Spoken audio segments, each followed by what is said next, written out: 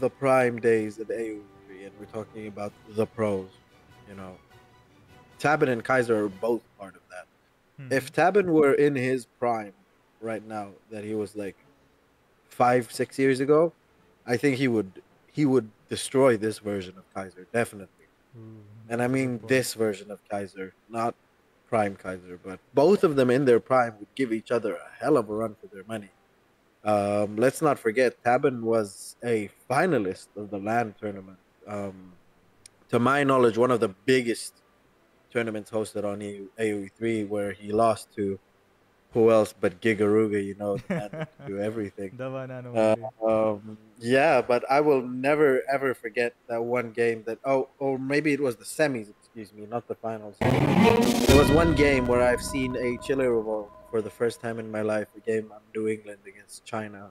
It was Spain against China. It was one of the most beautiful experiences of my life, and I haven't forgotten Tabin ever since. And Oh, thank you, you Martin, know, for the Tabin, sub. And Sheikh, you just took me to nostalgia lane with that game. I remember New England.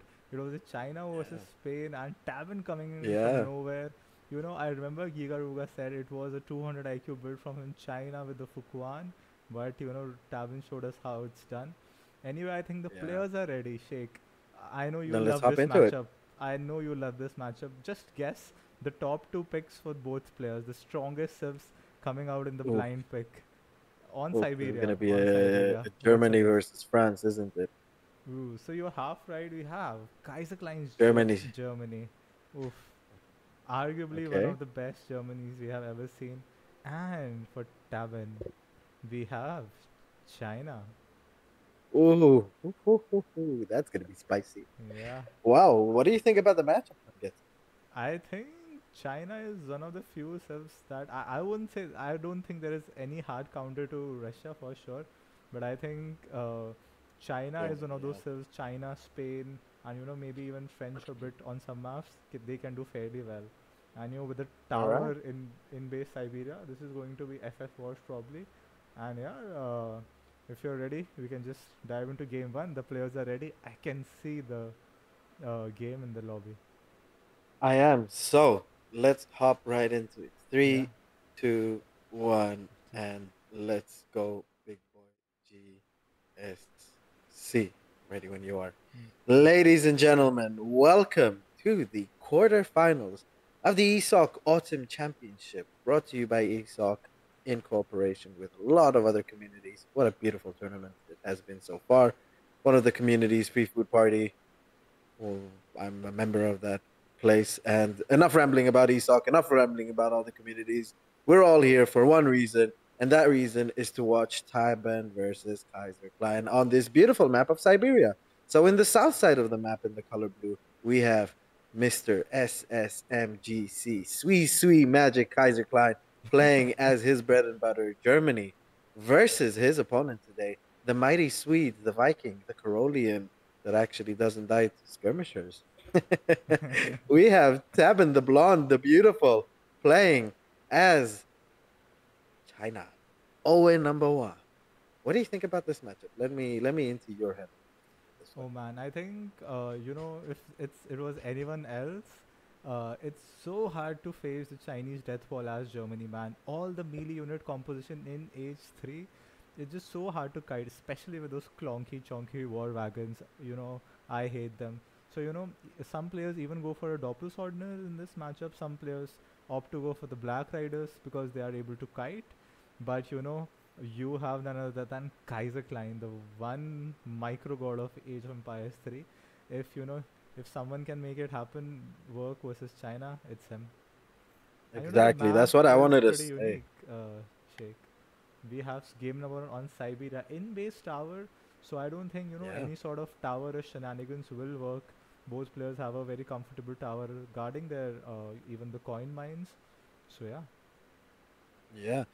Come get some. You're a bit too quiet from what I'm hearing from the chat. So while you fix your voice options, I'm gonna say this. I'm going to throw out an opinion that is quite contradicting to yours. I think this is a Germany favored matchup, especially nowadays, where I've been discussing this, I think, with Passy. recently that Germany's strength lies mostly in the small treasures that you can get on the maps in DE. There's a lot more small coin, wood treasures that are all sprinkled around. Germany always has these comfortable age ups, as you can see, Kaiser already That's with true. 40, 70 with wood 80 and 80 wood. food. Yeah. 80 food, 70 wood. All these treasures are so good for Germany. It's a civilization that benefits immensely from a great age one because of that TP start, the market start, excuse me, that they go for. Now, as for the overall units, I think that Ulans, they're a bit better in DE than what they used to be on EP. Mm-hmm. They're incredible nowadays. If you look at their cost efficiency, I think at least I know a lot of Germany mates hate Ulans. I love Ulans if you use them correctly. And who else but Kaiser knows how to use Ulans correctly?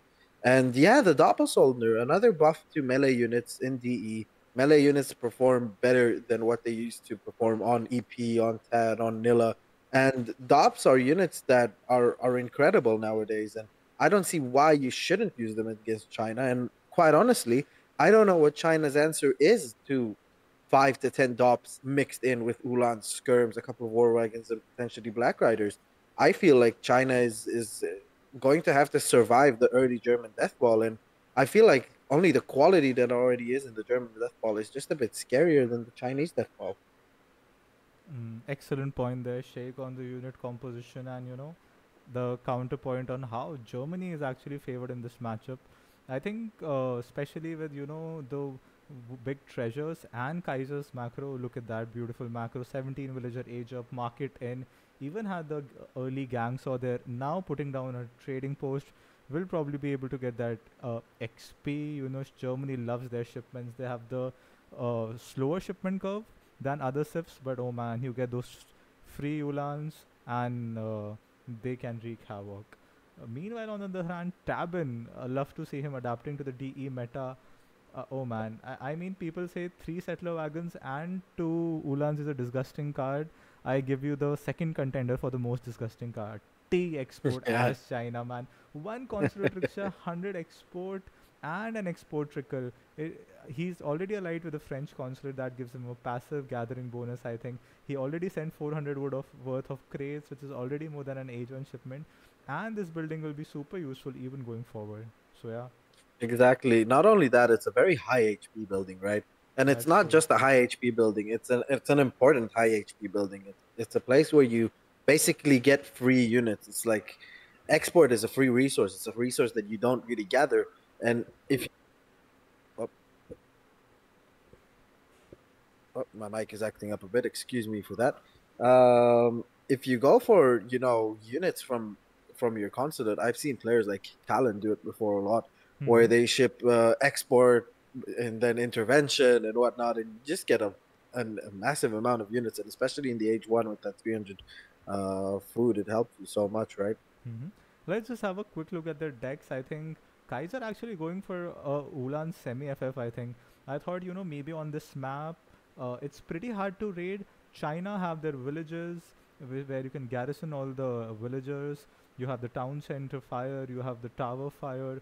Uh, Excuse me for just interrupting. You can get some. Can you maybe up the brightness on your screen a bit because they're saying that the screen is really dim a little bit. Let me just quickly pause. Then just give me a second. I'll boost my volume as well.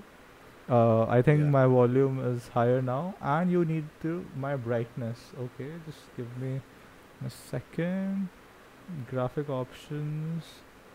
Any particular setting here, or should I just boost my monitor brightness or something like I that? think it's your overall monitor brightness probably Um, because they're okay, saying I don't see a problem even in the screen, but a couple of okay, people have noted that okay. it's a I bit think hard I'll for have them to to go into watch. my control panel and stuff. Maybe we can do it after this game. I hope it's Sure, not too sure, much yeah, of a issue. And let's just that sounds better. go in 3, 2, 1. Yeah. And Let's Sheikh, go. do you, Let's go. anything stand out to you in terms of their decks? I mean, the deck looks pretty China-ish by Tabin. We do see a lot. We don't see Bayang Army. I like that. I Mm-hmm. don't like Bayang Army against Germany. I think it's not as useful. You really want to get stuck in with the Chang Daos. You really want to have those melee units because Ulans Right. are so scary and they're in such a large mass. You don't really want to rely on Keshiks. Keshiks are units that are really good only in H4 and H3. I think they're probably the worst Dragoon in the game. absolutely disgustingly bad. And And look look at at that that Kaiser Van Lang, micro. yeah, killing one Yulan even without, even just with a little help of town center fire, just kung fu chopping that man on the horse. But I think Kaiser will be happy with that 90 EXP. Tabin though, this is what I was saying. It's so hard to idle China here with Yulans because of the tower fire, TC fire, and even the cheap sentries they can call the Pike Minuteman. But this villager Mhm. might be Villager is gonna caught go a down. bit Yeah, a bit sloppy definitely. from Tabin. Ooh, nice pickup here from Kaiser, and even forcing the 9 Chang pikeman shipment. So yeah, this could I actually don't work. think we're gonna see the 9 pikes. I think he's just holding it up, but for just in case if there are more Ulans, he doesn't want to Yeah, get and idle more are forever. coming. And I think Kaiser is actually gonna manage to almost get that bill. Yeah, he manages to get that bill off the porcelain tower. Surprising that we're seeing a porcelain tower right here from China. I think it's a little bit too greedy, especially knowing that you're gonna play against Kaiser's Germany. You would probably really want that Confusion Academy, get those skirmishers out there and Hmm. have an earlier mass to be able to contest the German death wall because um again, I'm going to say it and it sounds so stupid, but I think I'm right when I say this. Just buy a little bit of wood if you want to get your houses out, Ooh, your nice connect on the ooh, very Yulan. nice. Kaiser wouldn't love that. Oof. That's two Ulans almost. Yeah, the second Yeah. if the TC would have focused it Yeah, down, but that second Ulan is basically maybe another useless. villager goes down. And It's not remember, maybe the other villager is going to Asian go down. villagers, Yeah. it's so hard to get grade codes for them because it costs like double. Because it's, I think, the Eastern medicine tech, and it's so hard to macro for that during the FF. So, Kaiser down 3 Yulans, but he'll happy with taking down 2 Chinese villagers and Yeah, forcing I the think 9 Chang pikemen. this has been pretty successful with Kaiser. If we're looking at Kaiser, he's almost he's gonna age up soon. Yeah. He's shipping the coin right now. His macro's not looking as great right now. He Mm-hmm. is going to get 5 more Ulans, 4 actually because he's gonna be popped. But yeah, I think it's a little bit slow from Kaiser, but nevertheless, his macro is looking better now. He got that second TP. What I was wondering as well why he went for the middle TP, and then I remembered that with his 700 wood, he would probably want to go for that second TP, get all those extra shipments out for him. But yeah, as we can see, China is right in H3 right now. Still hasn't changed the Summer Palace, which is a little bit of a mistake, Yeah. maybe turning nerves from him. But yeah, getting the second food upgrade from the market already, which is really nice. Consulate has been changed to bread, if I'm not mistaken, and Kaiser is just doing a very good job at APMing.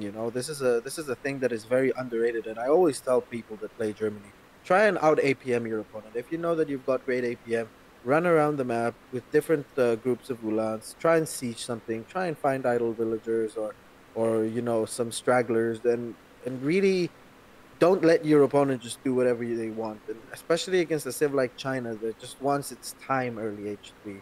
It's very good, and he's Yeah. buying himself so much time, and his TPs are not getting sieged down by these tank pikemen just because of this play right here by Kaiser. And he's actually going to take these pikemen, and he's not going to lose a single Una, is he? No, this is Kaiserklein we're talking about. He's not going to lose any Ulan to those two tank pikemen. Very Yeah. nice micro right And he here, wants to getting a save coin all up those there. Yulans because he'll tech them to veteran in age 3. And yeah, Kaiser making full use of his Civ bonus, the free Yulans. And yeah, Tabben was able to reach age 3 a little bit quicker, but because of that threat of the looming Yulans, he is not able to push out yet. And that 9 Chiang pikeman shipment did delay his first age 3 shipment. So yeah, Tabben hasn't been able to do much. If you just compare the ecos, we have 23 villagers from China. We have 8 villagers from the Porcelain Tower, that's 31 villagers. And let's say the Summer Palace is like 3 villagers more. So let's say 35 villagers for Tabben overall.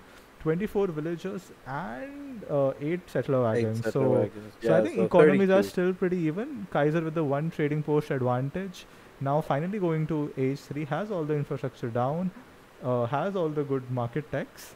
Now, yeah, it's turning out to be a classic semi-FF wars from Yeah, Germany. and also adding in you know all the economy and the TPs that he's got.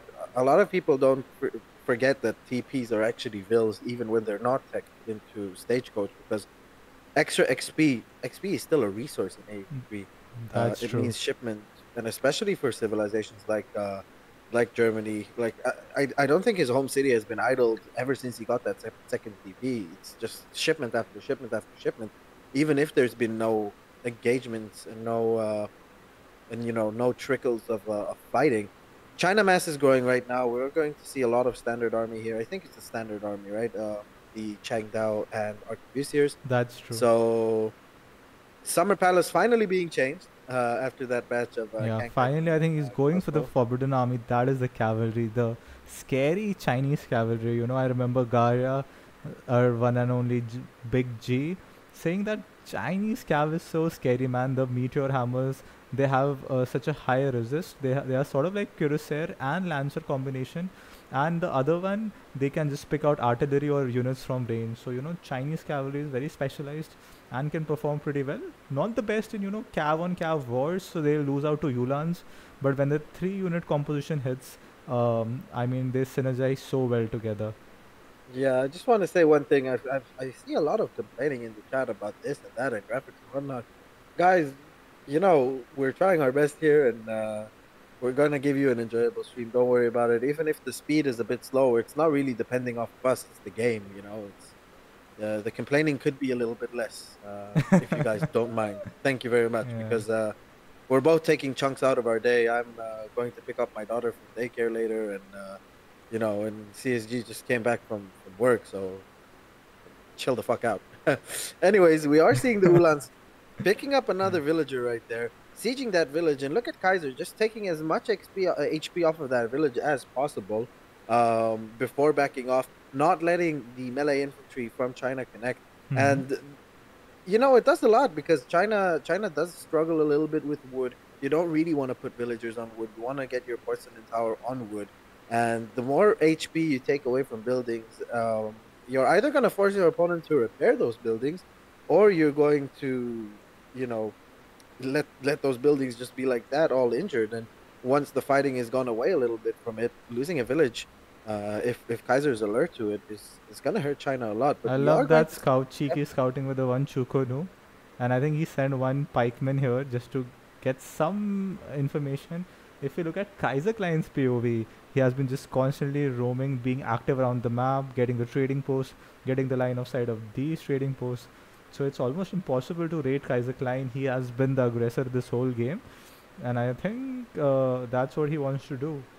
But I think the one of the win conditions for China is to drag it out into late H3. China has such scary upgrade cards, Sheikh.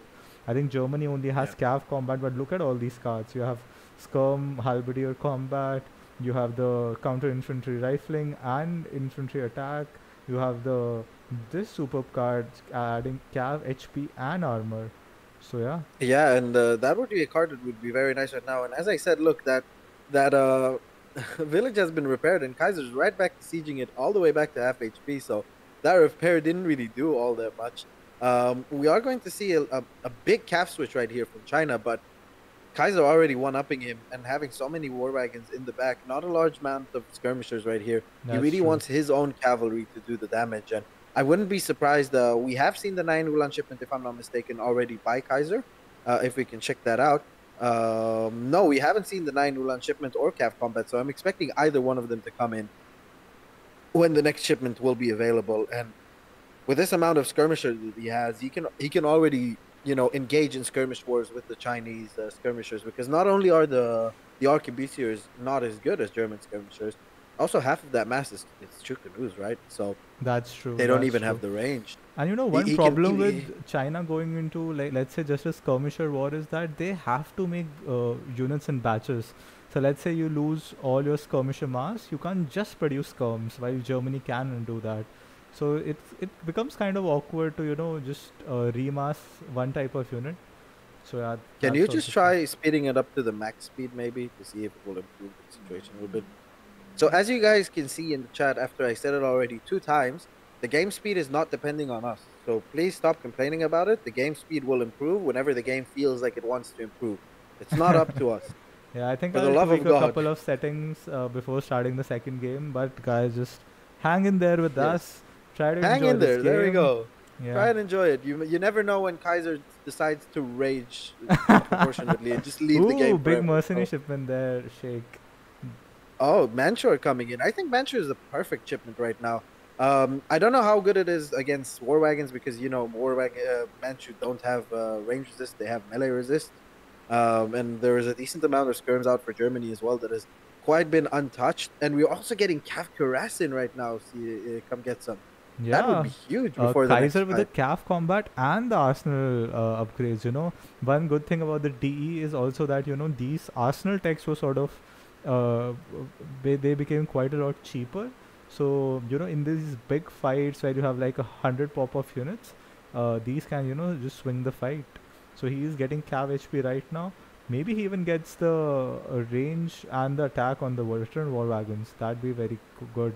Or even the counter I mean, by the infantry looks of things, rifling. he's macroing for it right now, so Yeah, he can there it get is. Counter range infantry cavalry rifling combat. also. Counter infantry rifling will be really good against all of these Chang Daos right here as well. Manchus takes a lot of time to come in, so right now the Ulans are going to be able to siege this village. Chinese Cav are there. I don't think he really wants an engage as of right now. He just wants to try and scare off these Ulans. But as you can see, Kaiser is undeterred. And look at the amount of XP on that Ulan. HP, excuse me. Look That's at how true. many shots he managed to tank. Normally, a regular Ulan would have already lost half his HP, but he only lost a quarter of his HP because of all the upgrades that he's got. He's got Calf Combat in, he's got the Calf Cuirass. Kaiser knows what to do in this matchup. And I don't think that the next fight will go well for Tabben, as we can see, judging by the score right And now. look at Another that villager APM, going another down. villager going down, yeah. Wow. Beautiful, And beautiful, look at the beautiful score, gameplay. all these couple of raids, getting the big shipments. You can see the score lead for Kaiser, but you can never count China out. I think when the Manchu comes, there it is. The score is much more equalized, and I think this is go time for Tabin. I think so as well. We have 7 war wagons out on the field right now. It's not all that much if you think about it. And the Ulans, they are more buff, but they're still Ulans, right? They're not a Hazar. If this was an amount of Hazars out on the field, oh my God, another villager going down for China right now, down to 30 villagers. I even think the eco lead right now is with Germany. Yeah, for But sure. yeah, even forcing the Eastern medicine to be made from the market, that is not a cheap tech. We are getting Cav HP as well, so Kaiser probably wants to wait until Cav HP comes in. And there we go. We are getting the range cavalry caracol as well on these war wagons. We are going to get an additional batch of war wagons, as many as he can produce right now. If I'm him, I even cancel that skirmisher because you really want that extra 5 batch, right, to be able to contest all of these meteor hammers and iron flails. And yeah, this is great for Kaiser because Tabben isn't looking to pick a fight. Obviously, Tabben doesn't know what Kaiser's shipping right now, but just the fact that he isn't looking to pick a fight right now and he's looking to just probe around, maybe go for that TP is great news for Kaiser because he can get even more upgrades in for his cavalry. Yeah, that's true. Excellent point there, Sheikh. Tabin hasn't been able to send even one of those scary, unit upgrades. I think he is on the British Council, which gives you a 10% HP bonus. But remember, Chinese units, except these mercenaries and maybe these cavalry, they aren't the best quality units. These are like weak halberdiers. These are like sort of weaker sort of skirmishers. So German army is more sort of pop effective, and with the upgrades the Kaiser has and the micro Kaiser has, I have to give the upper hand to Kaiser right now. Yeah, definitely. Especially as the score is still up while, queuing up, what is it, almost 1,000 worth of resources. Actually, with that villager, it is 1,000 resources worth queued up and not popped yet. And I think it's very ballsy from Tabon right now to go for all of this amount of cavalry, knowing the large amount of Ulans out on the field and knowing that there's probably going to be a lot of war wagons as well. Another villager being picked off right there, and probably a second villager. Is he going to get it before he gets in the TC? No, that Ooh. villager manages Yeah. to survive. Skirmishers redirecting their fire on the Changdao and on the Manchu over there, taking a little bit of the HP off. And Kaiser can definitely take these skirmisher fights right now because, as we said, his skirms are just better than the Chinese skirms. Even though he is fighting under a TC and a tower, it's a bit difficult, but he can definitely pull this off right now. And there we go. He is going to try and go in right now with the Ulans, at least trying to distract back these arquebusiers. Minutemen are going to maybe pop from the Chinese TC. Not yet. He opts not to use them yet. A lot of Changdao is coming in, but the Chinese army, the way that he's trying to drag box his army forward is you know, a little bit Yeah, it's iffy. a It's a bit little bit questionable difficult. because what Kaiser is trying to also do is he's trying to thin out the anti-cav. He has the X3 on these skirmishers versus all this heavy infantry. So what Kaiser wants to do, before just going in with the paper Ulans, he wants to thin out as much anti-cavalry as he can. These melee China units, these Manchus. But it seems like, is it go time for Tabben? Nope. Tabben is I trying to think find Tabben the is best very angle. hesitant. Maybe he's just He's trying to very wait for these hesitant. iron troops. These iron troops will give him the advantage in the skirm war. These are absolutely busted. You think But it's not Jaegers are really the in? skirm war that Yeah. he wants to win, is it though? Hmm. It's the skirmishers are only there to pick off War all of the wagons. anti-cav that are Yeah. on the field, you know. And from what I'm seeing from Kaiser, Kaiser is more than happy right now to see an Iron Troop shipment because he still has his 9 Ulans to go, by the way, and he still has Ulan attack to go in H2. And I don't agree with you with the fact that these Ulans are paper. These guys aren't paper anymore. If we check them out, they're already on 304 Wow. HP. Wow. These guys Yeah. are not paper. They're almost an H2 Ulan, an H2 Hussar right now, HP wise at least. And they have the attack of what, almost an Imperial Hussar at this point. So these guys are really, really not bad. What will be Kaiser's Okay, so shipment? look Yeah, at even going for the cavalry attack. And as you said, yeah. even if the big fight goes on and Kaiser manages to get an even trade, he'll still have all these big unit shipments for him remaining. While, Tabin, he has been constantly queuing unit shipments one after the other, and he hasn't been able to squeeze any of the big unit upgrades yet. So come get some Ula. Uthred is saying maybe if we put it on slow-mo mode and then we put it back to fast mode, it might fix it. Okay. So let's try and do that. So there we go. Oh, not working. Anyways, back to the game. It looks like an engagement might just happen. I think the Kaiser is more than happy just probing. As you can see, that +10 right there, focusing down these Chang Daos, focusing down these Kang pikemen. There we go. Another skirmisher manages, another arquebusier going down, excuse me. But as soon as he realizes that iron troops are in the mix Yeah, here, look at these he bad has to boys. back off. He can't fight this. 60% range resist. So Kaiser, Yeah, he just has to commit with his scab because he can't take trades versus these bad boys. yeah, he really can't. And now it's time for Kaiser to back off. Intervention. There we go. A British expeditionary force, excuse me, coming in.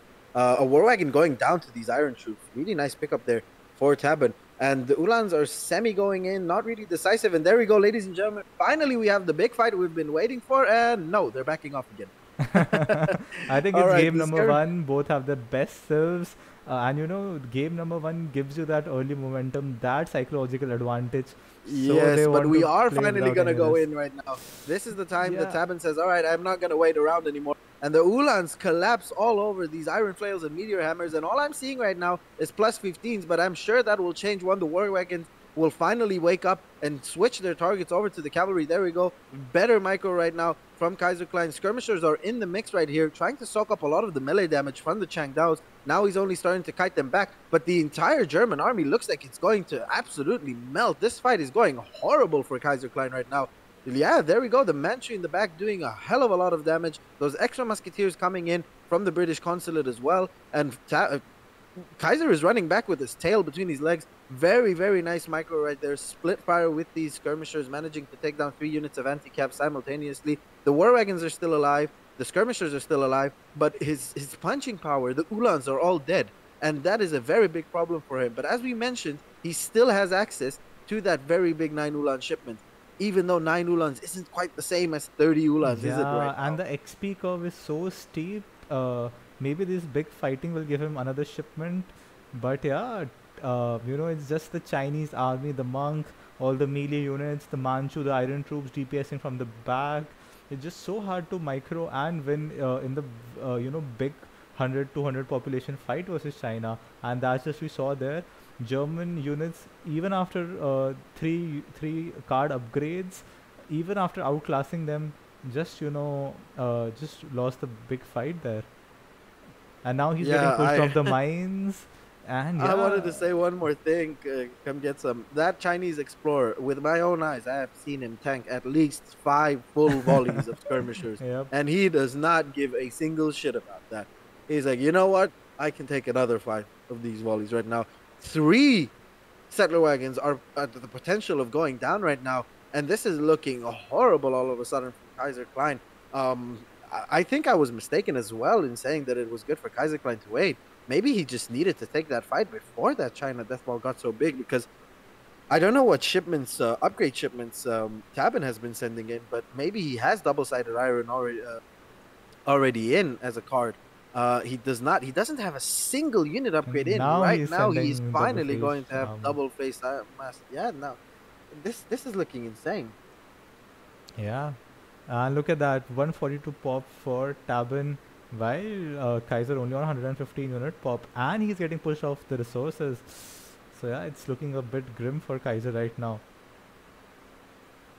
Yeah, 2 mercenaries. Good point by Steppenwolf there, but I, as we can see, this game is still not over. If we can look at the score right now, yes, he's gonna lose these 3 settler wagons. It's gonna hurt him a lot, but here comes the time where his early raiding pays off, because China's only on 35 vills right now. China's well and fully capable of being on what, 43, 44 vills at this point in the game. And if we switch over to Germany, I don't think he's even behind on the villager amount. There we go. He's even on 37 villagers.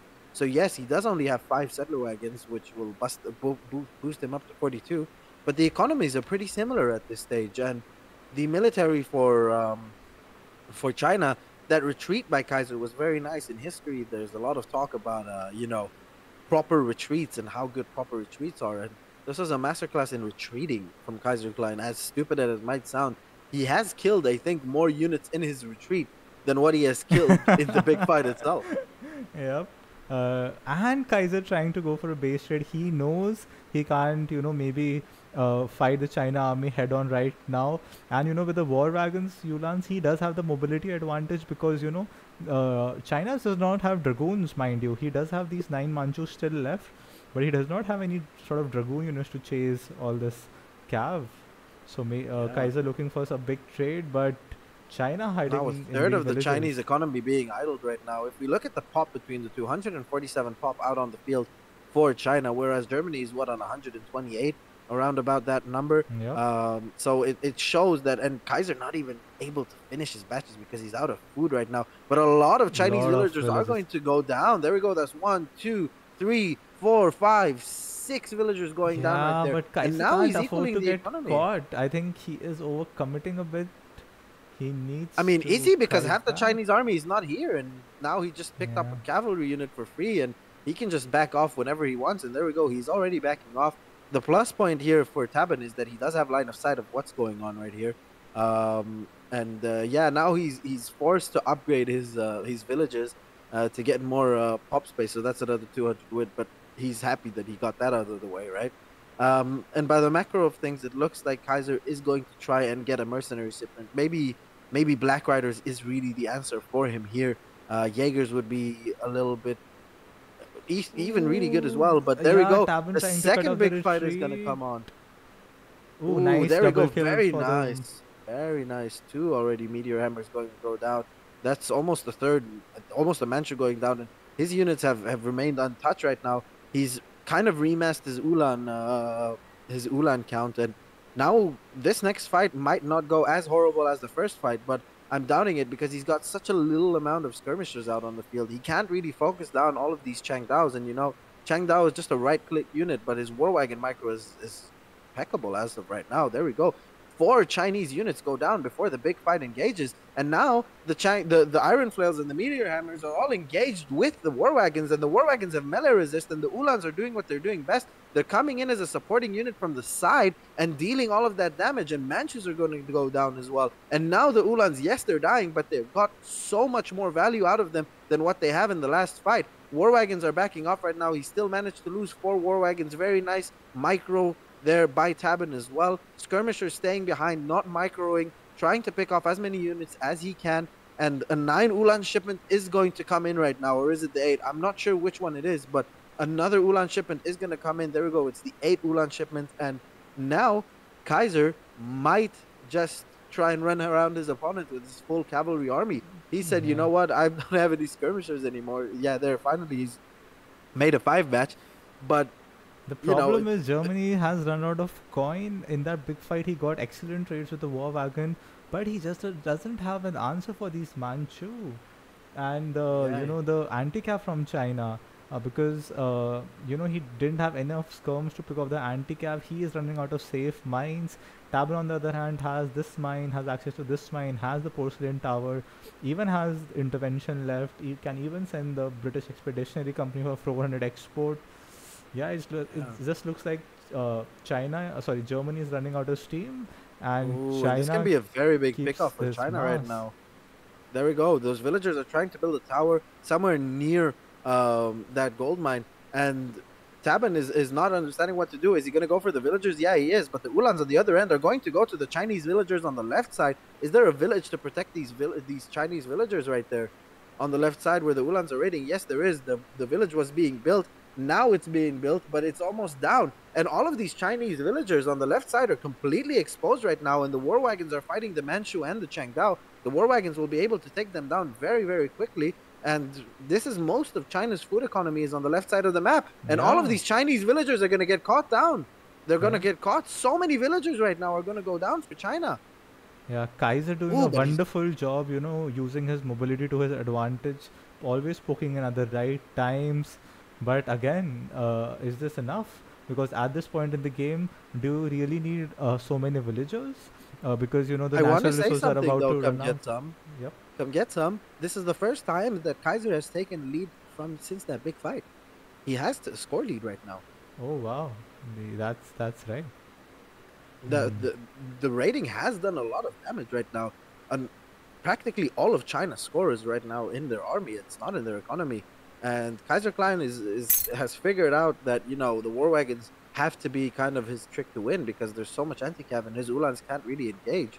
Um, and I wouldn't be surprised to see more raiding. There we go. Yeah, and if he manages to get a couple of villagers out on that north gold mine, there we go. Tabben reacting very very quickly on that coin mine, saving his villagers. Skirmishers are raiding as well on the left side of the map, as you can see. There's a couple of low Yeah. HP Chinese villagers, and we're laughing, but this is incredibly annoying to try and deal with. And another villager is going to go down for China. Yeah, this is just a treat we are getting, guys. I have to say, nothing less I expect from a quarterfinal game between these two titans. This might as well be, a final game of a major tournament. What a treat! Yeah, this game has been absolutely insane so far. I just don't know how Kaiser is going to be able to kill this Chinese mass. That's the only question I have asking myself right now. He is shipping skirmishers. He still has a 7 skirmisher shipment. He's making more skirmishers, but he's going to try and skirm goon this out rather than go for the Ulan, because the Ulan approach failed him twice. No matter how many upgrade cards he has for his Ulans, they just melt to the Chinese anti-cav. And I'm so done with this myth that China is weak against heavy cav, because they're not. They're just not Uh, anymore. Because of the melee buff units, the buff, excuse me, the DE gave to melee units is just made Chang Dao as an incredibly cost efficient unit. They're so good at what they do. Ooh, And very nice split the micro one there. thing, we talk about the 3 unit composition, Skirm, Goon, Heavy Cav, but China with the mercenaries, they get like a 5 or 6 unit composition. You have the melee anti-cav with the, sort of the meat shield kind of unit, and then you have the ranged cavalry in terms of Manchu, providing DPS on the back, and it's just, another dimension to the micro, and it just helps so much in the big fight. Yeah, now standard army combat is going to come in for China, and both the Chang Ooh, Daos now and the Kaiser arquebusers having are to going to make keep up. that estate switch. Yeah, I mean he's got it now, so at least he's not going to have to take a fight before that estate is down. He can't really gather on that forward coin mine anymore. Yeah, there we go. And just the mass is just growing again and again and again for China. China is just so endless. It's so endless, the amount of units. He still has iron troops there, by the Yeah, let's say Kaiser has 40 sort of villager pop. The rest is 90 military pop. While look at Tabben, more than 100 unit pop, and all these units are just sort of 1 pop each versus let's say 3 pop from the war wagons. Oh, another raid by Kaiser. I love how Kaiser Very is nice trade trying to, there. do everything to win here. This is what we love to see. 2 villagers going down there. That is incredible for Kaiser right now. 30 villagers for China. And is it me or does China just make villagers quicker than others there? It feels like you can kill all their villagers. Ooh, but the German villagers walking right into the Chinese army right now. If Tabben's awake, Yeah, he can kill at least 5, 6, 7 villagers right here. That's one villager going to go down. Second, third villager is definitely going to go down. And a fourth, there we go. 4 villagers for Germany. And all that exquisite raiding that Kaiser's been doing so far is for naught because 5 villagers of his own just went down in a mere matter of seconds. yeah. But I think, Kaiser might have a window of opportunity here. Tabin does not have much anti-cav. He is going full on the, territorial army, Skirm, Halberdier, while Kaiser is going Skirm, Yulan. I think most of the Manchu, if not all of the Manchu, are dead. So if maybe Kaiser does an excellent micro with those counter-infantry rifle skirmisher, picks off this anti-cav, maybe he can get a good trade, but this skirm on skirm war is not something that Kaiser wants. This is the only I skirm can mass tell he you this has. can get some this even if you take either the Changdao out of the question or either the Musketeers out of here, he still has enough anti-cap to deal with these Ulans. It's just not enough for Kaiser, and I just don't see how he wins a fight. I don't think he can win a fight regardless of what he does. He just doesn't have enough Yeah, juice left in him. he doesn't even have an economy advantage. He does not have access to natural resources. Yeah, this is just looking dire for Kaiser. I'm just surprised at this score right now.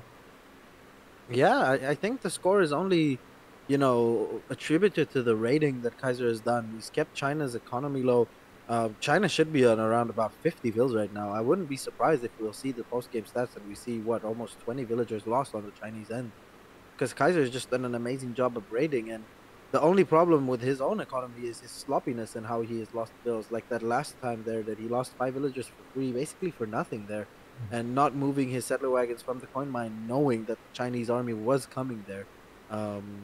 So yeah, Yeah, I but for think the this rest, game I from just don't Kaiser see it. has been, some moments of brilliance with, the multi-control group raiding, the poking here and there, some of that war wagon micro.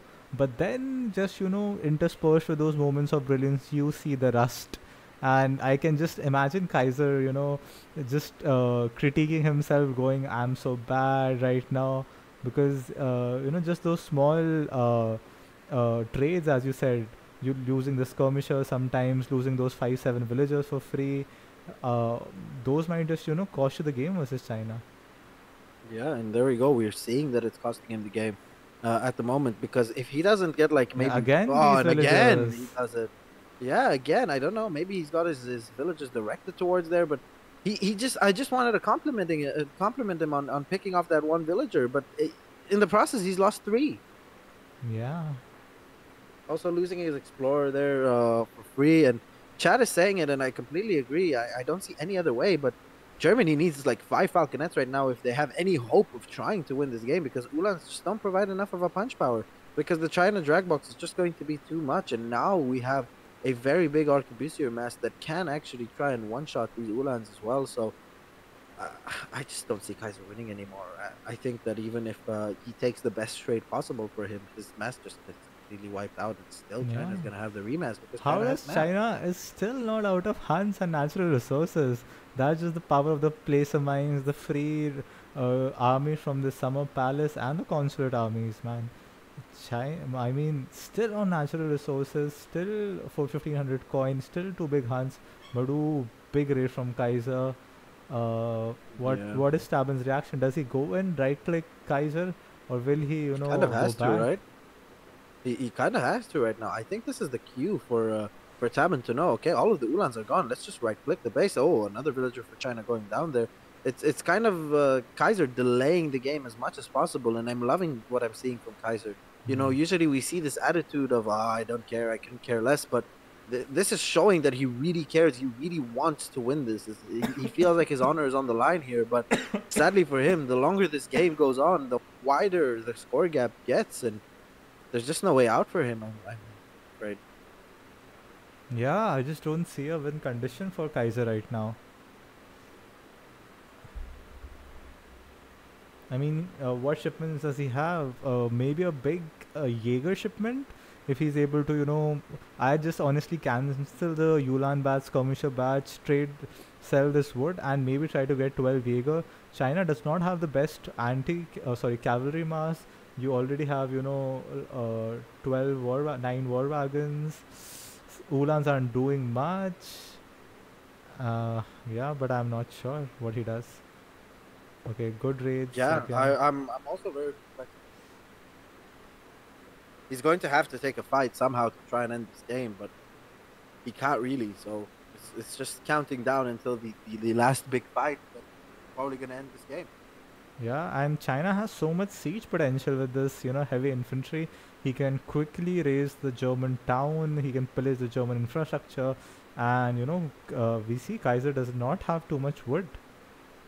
Uh, Yeah, Kaiser Kaiser's economy is not looking all that much better than the Chinese. Dare I say, the Chinese economy, even after all these raids, is looking but there it better is, than Sheikh. I the think he's German. desperately trying to macro for the Jaegers or the Black Riders. I think it has to be Jaegers right now. But I will they mean, what are they come gonna in do though? time? But will they come in time? They won't come in time, and even if they come in time, what are they gonna do? Like, what are they gonna kill? There's way too much anti-cav for 10 skirmishers, no matter how good these skirmishers are, to try and focus down all of the anti-cav because there's just too much. Yeah. Again, being annoying with the raids. But yeah, I don't this think is. raiding is good now. You need these plans in the fight. That's also true. If he doesn't get like every single unit that he has right now to a fight, then he's just dead. And China is Yeah, 188 look at pop, that. 189 right 190 now. pop from China. Wow. And as you said before, most of Chinese units are one pop, and most of the German units are two pop.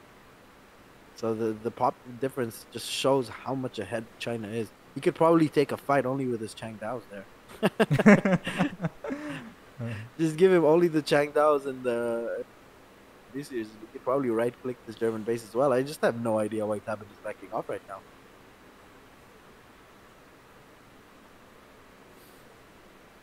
There we go. Jaegers are going to come in. But then again, the effectiveness of the Jaegers. I feel like Jaegers are a good shipment until like minute 15, 16. Afterwards, it's just, your opponent usually is going to have 30, 40 skirms. And unless you have 30, 40 skirms of your own, the Jaegers aren't going to change much. They're not going to win the game. And especially as China has like, what, 50 arquebusiers out on the field right now? What are Jaegers really going to be able to do here? Yeah, I think it will get him back in the skirm war, sort of. But I think Kaiser needs to take a winning engagement right now. But it just seems so hard to do right now. Yes. And there we go. I think Kaiser finally decided to take this fight. The Jaegers are in, but the War Wagons are completely out of position right now as well if he wants to dive in. And yeah, that's why he just can't dive in. But again, I'm not understanding why Tabben is just not diving in. Yeah, I think this What is is there not to game like about his one. I think position? Tabben knows he's ahead. He does not want to overcommit under Kaiser's base. And look at those good trades on the retreat. Kaiser killing like 5 or 6 anti-cavalry there for free. Mm, but yeah, it's a scary China mass with all the. I think even China has got most of the unit upgrades in now. 206 pop. And Wow. there we go. Finally, we're going to see. Yes, Tabben has decided to right click. There we go. Finally, we're going to see the big fight happen, and the meteor hammers and the iron flails again are being collapsed on by the Ulans. But the Ulans just don't have enough support. There's not enough war wagons. There's not enough skirmishers to do any real lasting damage right here. And there's so many arquebusiers and so many Changdaos going into this fight, and all of these Brit musketeers. Let's not forget, even if they're not in melee right now, and even if they're not fighting, are they really needed? They're just the vanguard. They're the defense force. If a potential Yeah, big sorry, Ulan sorry. pop I'm just comes gonna from pause behind. for a second here. Yeah. Okay. 3, 2, 1. Fingers Go. crossed. I mean, Oh man. luckily enough, it is a bit of an anticlimactic last fight because we all knew what the result of this last big fight is going to be, right? There's no way that Kaiser could have won this big fight. Even if Kaiser decided to pull all of his villagers into this fight, he would have gotten wiped out, not only his army, but all his villagers included. There's just no way that he can take this fight. And War Wagons are just getting absolutely one shot right now by all of these arquebusiers. And all of these Ulans, the new Ulans that are getting popped from the stable right now, are just getting mauled by the Changdao with their huge swords. Changdao, extremely cool looking units, by the way, not talked about enough. German villagers are going to go down. Yeah, there we go. As we said, you can see that these redcoats are just standing behind the skirmishers and not in front, anticipating any other unit pop and just trying to fend off whatever comes in from behind. And he doesn't really have to put them in the melee mode. He And look doesn't at really this have to put them monk in the position. just leading the Chinese Yeah. army, not caring if he has any And the monk is just reinforcements or never gonna not. die as well. Yep. Jaegers can shoot at the monk all they want. They're not gonna kill him for at least another two volleys. And these two volleys are going to allow the Chinese army to just close the distance. And the thing is that he can double produce behind this, whereas Kaiser barely can produce from one military building, whereas China is double producing behind this fight. And yes, scores have finally equaled out a little bit, but it is because China is queuing up almost 1,500 worth of resources right now. Yeah, I think it's just Kaiser is just delaying the inevitable right now. He is talking, as we say, but I have to respect him. Yeah, it's a It's tournament a game at the tournament end of the game. You day, have and to do everything. Yeah. there's no two ways about it. Come get some because people love complaining about Kaiser and how he doesn't care and how this and that. And when he cares, people are gonna be like, "Ah, he's turking." You can't make anyone happy. Yeah. Like let the man play. I'm enjoying watching Kaiser give it his every last second. If I was watching Kaiser, I want him to carp every game. I don't want him to turk. I want him carping. I want him resigning when his score is a third of his opponent. As much possible Kaiser gameplay as we can get. And there we go. The Iron Flails and the Meteor Hammers are gonna go in for round 5 now. It is, and they're finally going to snare all of that German army, and we just see plus 12s, plus 15s going up, plus 30s. There we go. Arquebusiers are in range. This is shooting practice for the Chinese Royal Army. Yep. And there we go. We are going to get the GG very soon, ladies and gentlemen, because finally the German army is out. And Germany is going to capitulate and bow before the might of the Emperor. And as our fellow AoE 3 players know, the famous saying is going to go like this: come get some. China, ON number 1. Yep, the infamous China death ball. Even Kaiser's immaculate Germany couldn't stop it. And yeah, there's the GG has been called. So I think, Sheikh, for the benefit of the audience, I think let me stop screen sharing my Discord, and maybe that will also help. And I'll try to fix the brightness setting as well. What we can do as well is maybe rely on recordings from Kaiserklein and Tabben, because I've got to go pick up my daughter from daycare as well. And it's going to take me about 15-20 minutes, the whole ordeal. Sadly, my wife can't pick her up because she fell a little bit ill. So I will be back, and what we can do is when we get the recordings from game 2, 3, 4, etc., is that I can go live and try and do it from my laptop. Yeah, What do you cool, think about Sheikh. that? I'll take it away for now. All right. So I'll be back later, boys. Thank you very much. Yeah, let me quickly update the score and stuff. And ladies and gentlemen, we are aware of the technical issues and doing our best to fix it. But what a game one from Tabben, pulling out that win. Wow, Tabben is jacked, man. Taking out Kaiser's Germany. I mean, that has to be a big psychological advantage, honestly. It's always big when you get a win against your opponent's best self. And it's the best of 7.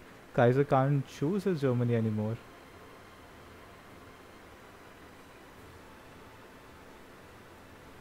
But yeah, let me quickly try to tone down some of these settings and try to do some stuff so we don't have to witness a slow-mo.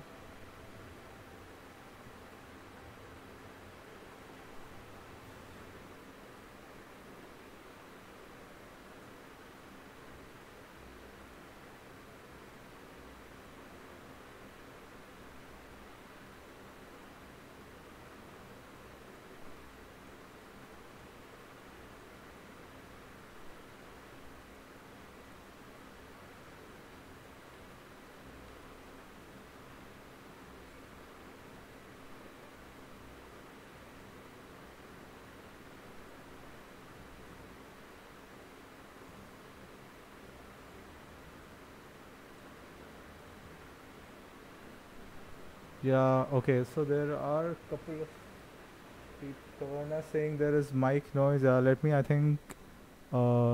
me put on an audio filter real quick.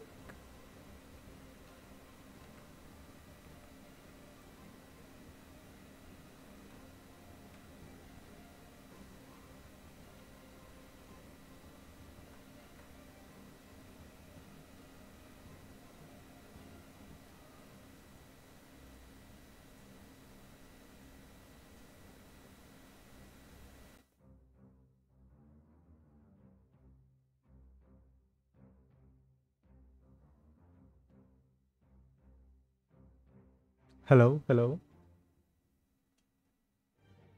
Yeah, Kavana, and chat, is the audio any better now? I hope it is. Thank you. Thank you. I think what the players are doing, we are maybe trying to figure out, if we can just play off Rex, so the game speed issue is solved. Um,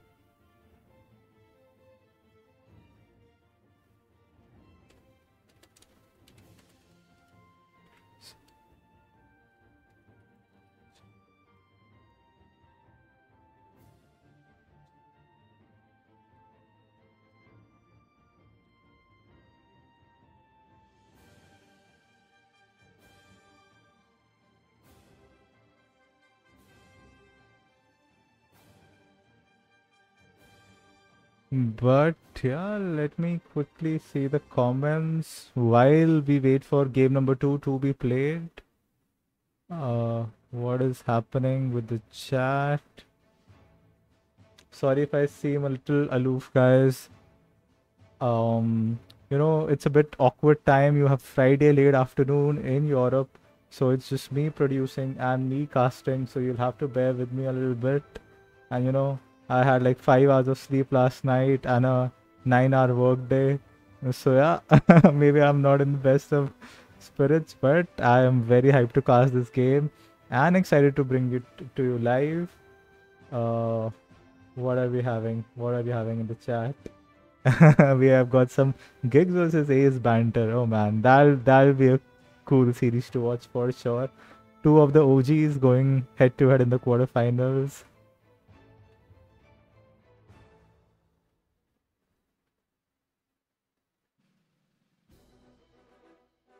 Let me check the games. Okay, so mm,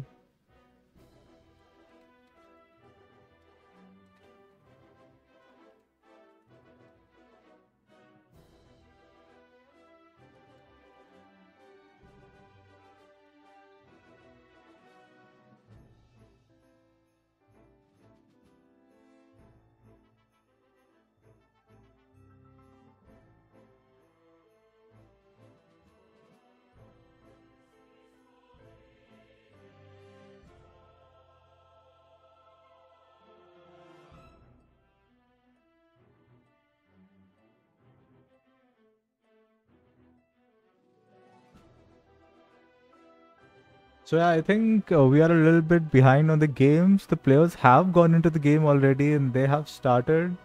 Um, I think what we'll do is we'll wait for the rec and then we'll, have a fingers crossed and hope everything goes smooth.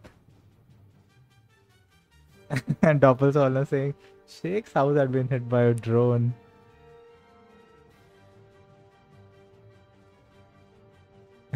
Potato is the only obstacle to elephant greatness.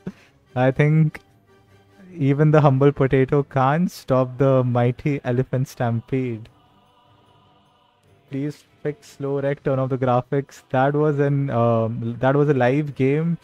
I think yeah, I have toned down the graphics a bit. Hopefully that, and not screen sharing in Discord while doing all this should help.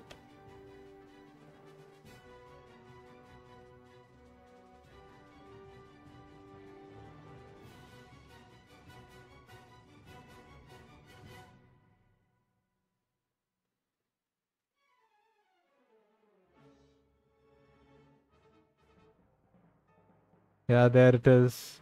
Now we can't peep into Sheikh's house anymore till he comes back.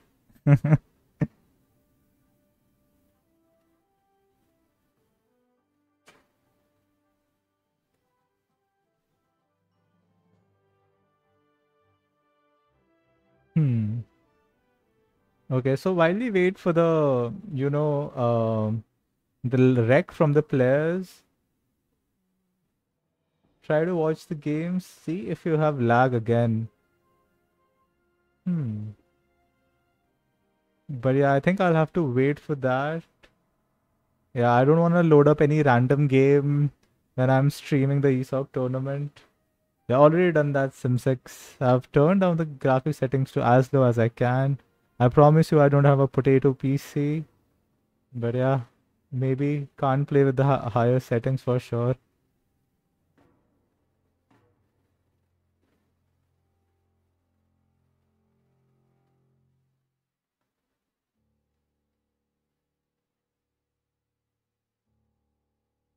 Ooh, Kavarna giving some pro tips.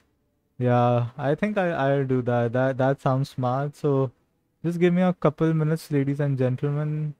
Uh, I'll just try to OBS a random game from my end to see if they are still loading slow or fast.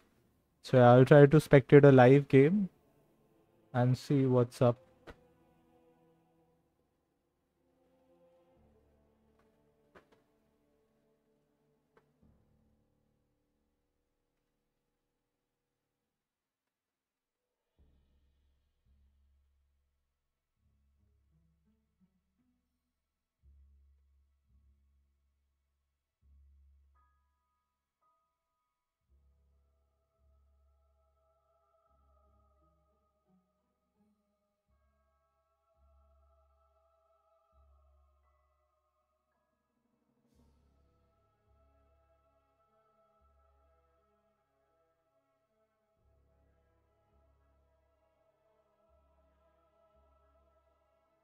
Yeah, I think so. I'm trying to play a game. It is working fine. I'm Yeah, running so out we of are not waiting baguettes. for I Shake. need more baguettes. Fuck me. We need more baguettes. Yeah, we need some baguette games for sure. So we aren't waiting for Shake. We are actually waiting for the rec of game two because I think the players right now in the live lobby they have gone to game number three. So yeah, don't want to get into game number three before having game number two, or it'll kind of ruin the fun out of the series. It'll take out the suspense. So yeah, you just have to bear with me and my ramblings for a little while. Ladies and gentlemen, welcome back. That interjection sound alert just sends me back into, the good old times when I was just a first lieutenant, used to watch Veni Vidi Vici streams, and yeah, yeah, I would if I could. I would if I could.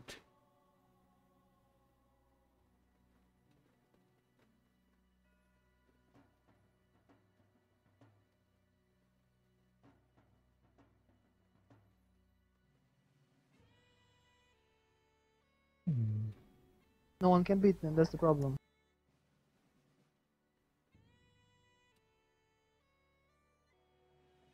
Maybe let's talk about the brackets for now. While we wait for the rec of game number two, let Boats me just turn up and start shafting my villagers. let me load up the brackets. Let's talk about how the quarterfinals are Exploring the looking. backside. Wow. Who's the favorite?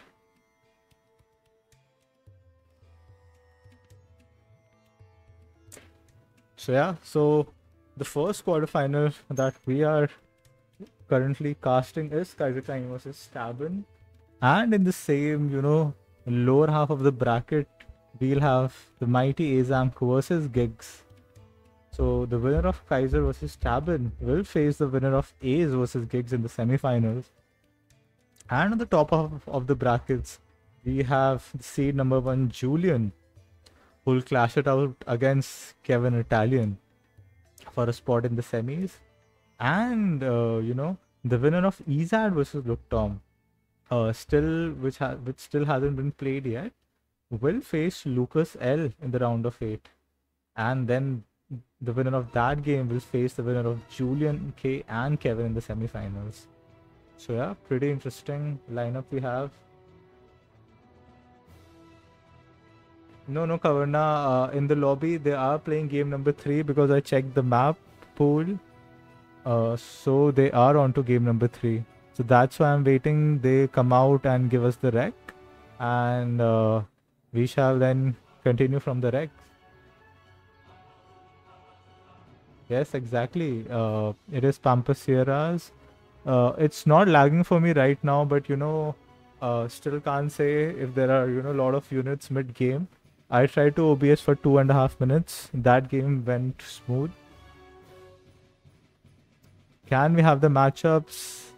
I'm in the dark like you, brother. We'll have to wait for game number 2. We'll have to wait the rec to see the matchup. The players haven't confirmed that before moving on into game number 2.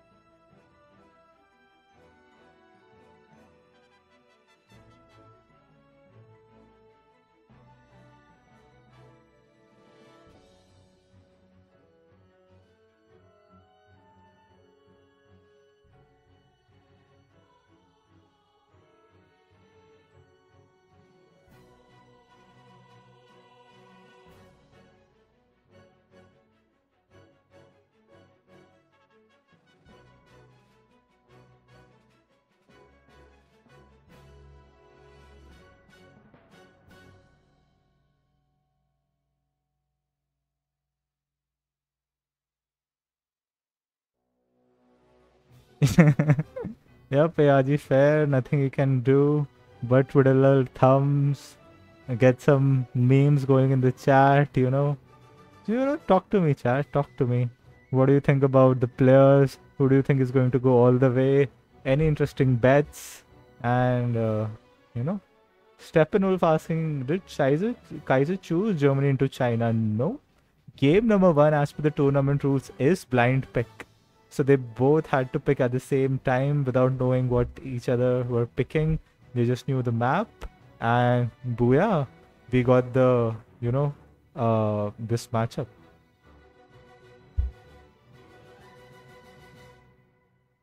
I need a Carolian pick for Shake. Yep.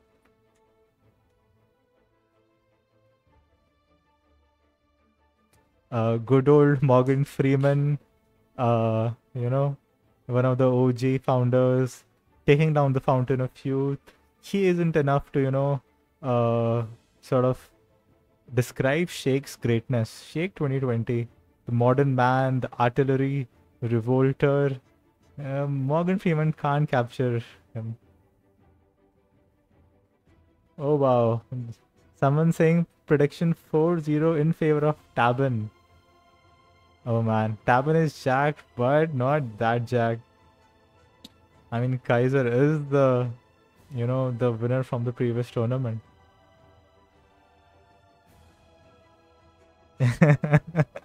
Love the A's banter in the chat. Lady Malfoy saying 4-3 in favor of Kaiser.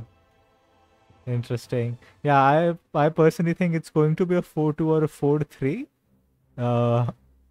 It's definitely not going to be a 4-1 or 4-0 for sure. I think both of them have very strong civs, which they're good at.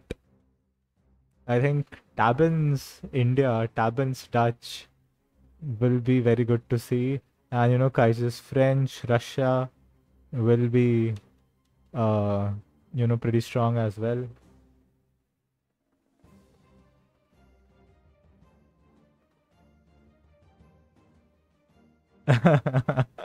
Gig saying he took down MIT Youngers. Does he even stand a chance? That's true. That's true. The wisdom of the old graceful elephant took down the, the youth, the energetic hungers. We are waiting for the players to give the rec of game number 2 before we can start. That's the issue.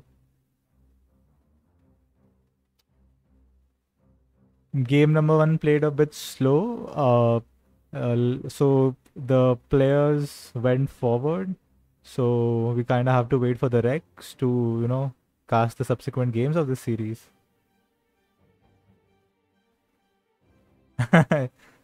China to reset for Tabben, that will only happen, in the next series.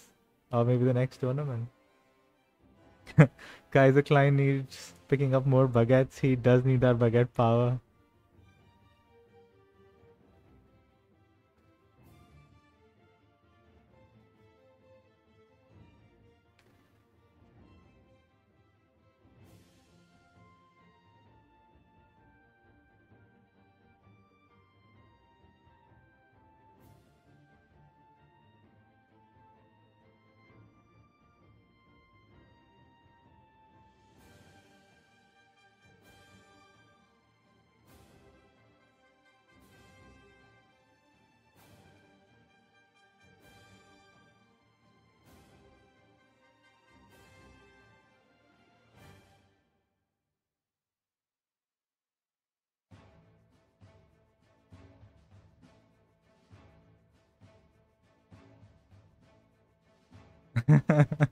Need 1,000 baguettes to get close to Kaiser.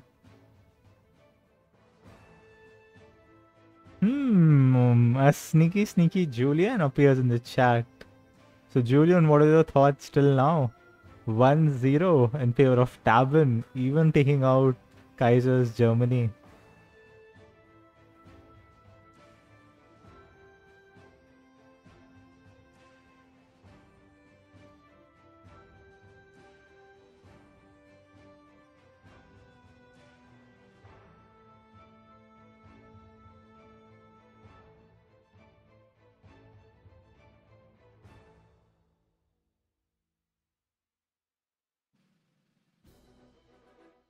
Oh, finally, guys, finally. So we have game number 2 from recording. Let's cross all our fingers. I'm crossing my toes. I'm crossing everything. So there can't be any issues, hopefully. And yeah, let's see. 17, 37, 11.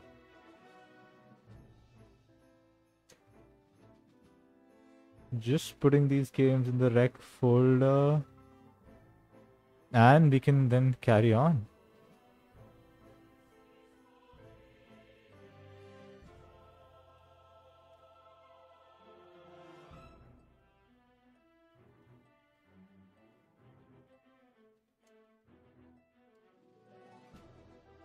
I'm running out of baguettes.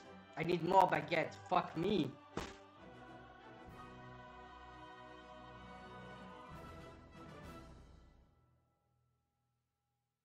Isaac Tabben. Game 3, game 2. Ladies and gentlemen, welcome back.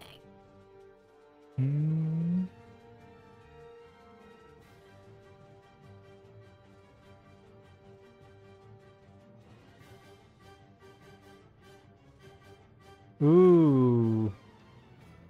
We have the second game, ladies and gentlemen.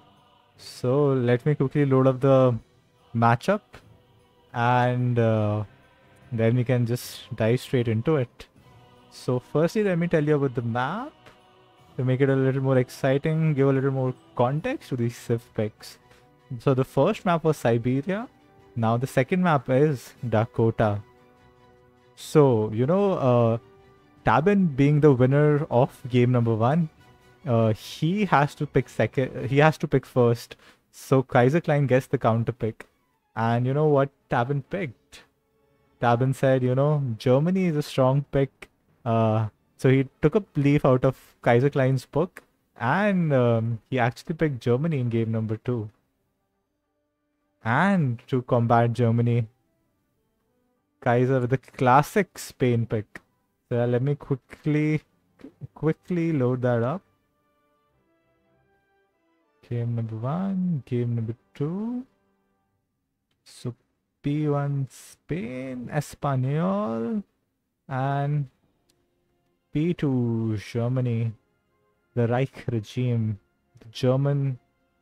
So we have another one of those classic legacy MUs, you know. So yeah, without much further ado, let's dive into game number 2. Sorry for the wait, guys, and let's get right into it. So yeah, we have game number 2 finally in this best of 7 between Kaiser and Tabben, and let's get started. So yeah, we have Tabben picking Germany in game number 2 versus Kaiser in this best of 7 of the quarterfinals of the ESOC Autumn Tournament. And oh man, what a matchup, what a matchup. Kaiser's answer to, Tabben's Germany is going to be Spain. And Kaiser going for a treasure here? Ooh, interesting. I thought, Spain usually loves to go for an early trading post. Kaiser instead opting to go for a house and is actually saving that wood. Interesting. An early treasure contention, getting some HP of the Spanish War Dog, Largo. Good, that's nice. But yeah, pretty interesting. Kaiser not going for the traditional, age 1 trading post meta as Spain. Maybe he feels like, there are too many good treasure on this map that he doesn't want to forego. And he just feels like getting a trading post in transition is the better bet. I will not argue against the mighty Kaiser. He knows his builds. So yeah. And look at that. Getting that shipment at 120 without the trading post. Let's have a quick look at the deck. 1v1 ATP. Oh man. Kaiser, are you still in 2021? I haven't seen an ATP build in a major tournament in years. Oh man, this card used to be so strong. I remember every time we played a tournament game on High Plains, we used to get advanced trading post. But from there, it has been kind of nerfed. So it's only 35% less wood cost. So that'll be what? Around 130 wood instead of 200 wood. And the hit points have been also reduced. So maybe not the best sort of card, but I think still it can still be strong on a 4 TP map. So yeah, I think Kaiser second card for him will be 8 TP, and then he'll prop down those cheap trading posts. Let's see what the jacked, stacked, mighty Tabben is doing. He went for a little stroll here to the south, caught Kaiserklein, wasn't able to steal any treasures. He did rescue a native scout, which is pretty good. Germany starts off with only the hero, the mighty Karl von Humboldt. So this guy will, let him scout the map, can even put him in stealth. So that's pretty good for Germany. Now getting a nice 90 food treasure will boost his age 1 macro since he did start at the market. So yeah, looking good so far for Tabben. Let's have a look at his deck, and wow, there we have it. The deck is called Dops. So he does have the 5 Dops, he does have the 3 Dops. No Doppelswordner's card yet. So I think his plan of action will be to go for, Doppelswordner semi-FF, which would be pretty interesting to see. A lot of people I know, love to do that. They want to kill the Spain outpost, maybe kill 1 or 2 trading posts that Spain has with the Doppelswordner, and then follow up into H3 versus the Spanish FF. Tabben on the Kaiserklein on the other hand, look at that, sending this villager here, shift clicking to this advanced trading post, which only costs 130 wood. Now, even training 2 war dogs, Bonito and Largo, to sort of deny any Tabben from stealing his trading post. Meanwhile, and look at that fast age of from Kaiser. Because of the treasures and skipping the early trading post. Where will the outpost go? I think it will go right on the trading post. dog buying quite some time, but the scout sort of will deny. Will the hero go down though? Will Carl go down to Largo putting in the work, H2 dog with the 1800 tag? Oh man, this is looking lovely for Kaiser. He has secured all 4 trading routes. He has denied German from getting a trading post, which Germany desperately wants. And this is looking like a unorthodox but a very strong start for Kaiserklein. Germany aging over the quartermaster. We'll see a barracks anytime soon. The deck did say Doppelswordners. And what is Kaiserklein's answer to all this? So he has built 3 trading posts, sent 5 villagers. Interesting. So this seems like a very unorthodox build. Macroing for a house now. I don't think he's putting down any military unit buildings yet. So it's going to be, sort of an ATP semi-FF. Still chopping a lot of wood though. And sending 700 coin. Okay, so we'll have to wait to see how this build will play out. Did I hear Shake? Shake, are you back, my man? I am. Excuse Right me for on the time, delay. right on time, Shake. Yeah, had to go pick up my daughter from daycare, and we ran there, we ran back. At least we did some sports. I'm seeing this is a very interesting ATP build from Kaiser. Yeah, Wow. I haven't seen this in years. Exactly, when I saw his deck, I saw Kaiser, not building the age 1 trading post right away.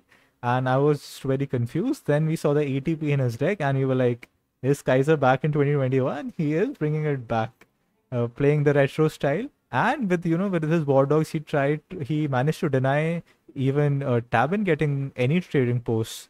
So seems like a pretty strong start. Even scouting these 2 Ulans with the trading post line of sight, absolutely insane. No stagecoach yet, but look at that XP curve from Kaiserklein.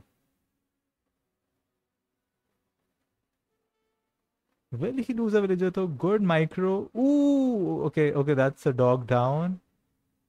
Okay, Kaiser doing pretty well. I mean, this seems like a pretty solid strategy to me, Shake. He will click upon by 6:30, which is a tad slower, let's say 20 seconds or 25 seconds slower than the usual Spain FF. But he does have, 4 trading posts. One might go down, and he still has the ATP, so he can quickly rebuild these trading posts even if he loses them.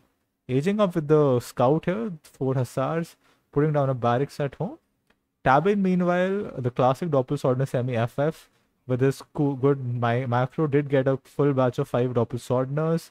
Doesn't have a trading post, so that worries me a bit for Germany. His trade XP curve will be a bit stunted. But yeah, what are your thoughts on the builds till now, Sheikh? I know you are a Spain enjoyer.